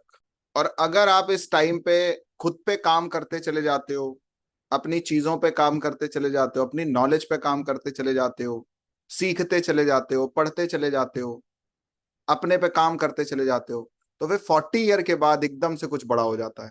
फिर आप किसी कंपनी के सीईओ तक बन सकते हो, पॉलिटिक्स में जाना चाहे तो पॉलिटिक्स में बहुत बड़े लेवल पे जा सकते हो। मतलब 40 साल की उम्र तक हो सकता है आप एक सामान्य कार्यकर्ता बन के काम करें, और 40 साल की उम्र के बाद कुछ ऐसा हो जाए कि आपको कोई बहुत बड़ा पद मिल जाए। समझ में आ रही है बात? देखो कुंडलियां देखना, प्रैक्टिकल चेक करना थोड़ा सा प्रैक्टिकली, क्योंकि जो चीजें हम बता रहे हैं ना इसको चेक करना कुछ बड़े लोगों के चार्ट्स में। वक्री शनि 10th हाउस में लेगेसी देता है, वक्री राहु 10th हाउस में वो तो होता ही है, फेम देता है, इंटरनेशनल फेम देता है। गुरु 9th हाउस में हो तो डेस्टिनी शिफ्ट हो जाती है। गुरु अगर रेट्रो 12th हाउस में हो तो ये व्यक्ति दूसरों को मोक्ष दे सकता है, इतनी सामर्थ हो सकती है किसी में। खुद तो मिलेगा ही मिलेगा, जो इनको फॉलो करते हैं उनको भी मोक्ष मिल जाता है। वक्री 8th हाउस, सॉरी वक्री मार्स 8th हाउस में हो तो क्राइसिस मास्टर होते हैं ये लोग। 8th लॉर्ड चाहे मंगल बन जाए या 8th हाउस में मंगल वक्री होके बैठा हो, दोनों बातें हैं। ठीक है। वीनस 7th हाउस में वक्री हो तो बहुत अच्छा बॉन्ड देता है रिलेशनशिप में आगे चल के। और अगर वक्री चंद्रमा 4th हाउस में हो, नेक्स्ट लेवल। कुछ डेंजरस कॉम्बिनेशन लिख लो जल्दी से फास्ट। कोई वक्री ग्रह हो, नीच का हो, और D30 में भी वीक हो, 6 8 12 में हो, नीच का हो, ऐसे चेक किया जा सकता है। पापी ग्रहों का प्रभाव हो, पाप कर्तरी में हो, ये लिख लो ये सब पॉइंट्स। तो उस ग्रह से रिलेटेड मेंटल प्रेशर और लॉस होता है लाइफ में। मान लो किसी व्यक्ति का शनि जो है वो वक्री है थोड़ी देर के लिए, और वो नीच का भी हो गया। मान लो 6 लॉर्ड भी सैटर्न बना हुआ है, नीच का भी हो गया, वक्री भी है, D30 में जाके खराब पोजीशन पे भी है। अनिल जी आप जानते हो क्या होगा? कोई आप स्टाफ आपने रखा, कोई आपने आदमी रखा काम करने के लिए या चीजें करने के लिए या अपना बिजनेस रन करने के लिए, संभालने के लिए, और वो पता चला एक टाइम आने के बाद या तो आपका बिजनेस तो वो खा ही गया, दूसरा उसने अपना बिजनेस खोल लिया, आपके क्लाइंट लेके चला गया, और या तो सब ले ला के चला गया कहीं, और आप फिर वहीं के वहीं खड़े हो गए जब आपने स्टार्ट किया था, बल्कि अब और लॉस में चले गए हो। मेरी बात समझ आ रही है? तो ये बात ध्यान रखना। दूसरा लिख लो, 2 से अधिक अगर वक्री ग्रह हैं आपकी कुंडली में और वो केंद्र में है, 35 साल की उम्र तक बहुत प्रॉब्लम रहेगी, उसके बाद एक्सट्रीम राइज होगा। शनि और राहु एक साथ है कुंडली में, और शनि भी वक्री हो, राहु तो वक्री होता ही है, तो यहाँ पे 2 चीजें होती हैं, या तो इसको पावर योग बोलते हैं या तो प्रिजन योग बोलते हैं, दोनों बातें। या तो कुछ आप ऐसा करोगे जिससे आप जेल जा सकते हो, आप ना करो तो भी जेल जा सकते हो, पूर्व का कोई कर्म सामने आ जाए, और या तो आप मोस्ट पावरफुल पर्सन हो सकते हो, दोनों में से कुछ होगा। 12th हाउस का लॉर्ड जब वक्री होता है या 12th हाउस में कोई प्लेनेट वक्री होता है, तो ऐसे लोग पूर्व जन्म में हो सकता है सन्यासी रहे हों, साधक रहे हों, ठीक है। और 8th हाउस का लॉ 8th हाउस में कोई प्लेनेट वक्री होता है या 8th लॉर्ड अगर वक्री होता है, तो ऑकल्ट मास्टरी होती है व्यक्ति के अंदर। एक टाइम ऐसा आता है किसी चीज से डर ही नहीं लगता है, नहीं लगेगा डर। 5th हाउस अगर रेट्रो हो या 5th हाउस में अगर रेट्रो प्लेनेट हो, तो ये बहुत आगे चल के संतान थोड़ी डिले हो सकती है, लव में थोड़ा कॉम्प्लिकेशंस आते हैं, लेकिन क्रिएटिव जीनियस होते हैं ये लोग, इनसे बेस्ट क्रिएटिविटी कोई नहीं कर सकता, तो कुछ नए तरीके से सोचना इनको पसंद है। फर्स्ट हाउस जब वक्री होता है या फर्स्ट हाउस में कोई वक्री ग्रह होता है, तो ये आपको आपकी एग्रेसिव पर्सनैलिटी बनाता है। तो दोनों अर्थों में बहुत अच्छी है, एक एग्रेसिव होना खराब भी है और एक एग्रेसिव होना अच्छा भी है। आपको कोई चीज सही लग रही है और आप उसमें एग्रेसिव हैं, वो अच्छी चीज है। आप कोई चीज आपको गलत लग रही है, आप उसमें एग्रेसिव हो जाएंगे, तो ये खराब है। लेकिन आगे चल के यही जो एग्रेशन है या जो यही एग्रेसिवनेस है, यही आपके बहुत बड़े डिसीजन का कारण भी बनता है। इसी वजह से आपकी पहचान बन जाती है, आइडेंटिटी बन जाती है। 8th हाउस में वक्री कोई हो या 8th लॉर्ड अगर वक्री हो जाए, तो ये आपको सेक्सुअल प्रॉब्लम भी देता है, या तो अर्ज बहुत ज्यादा होती है या होती नहीं है, या तो अर्ज ज्यादा होती है या होती नहीं है, और अगर हो भी तो फुलफिल नहीं होती है, ये भी देखने को मिला है।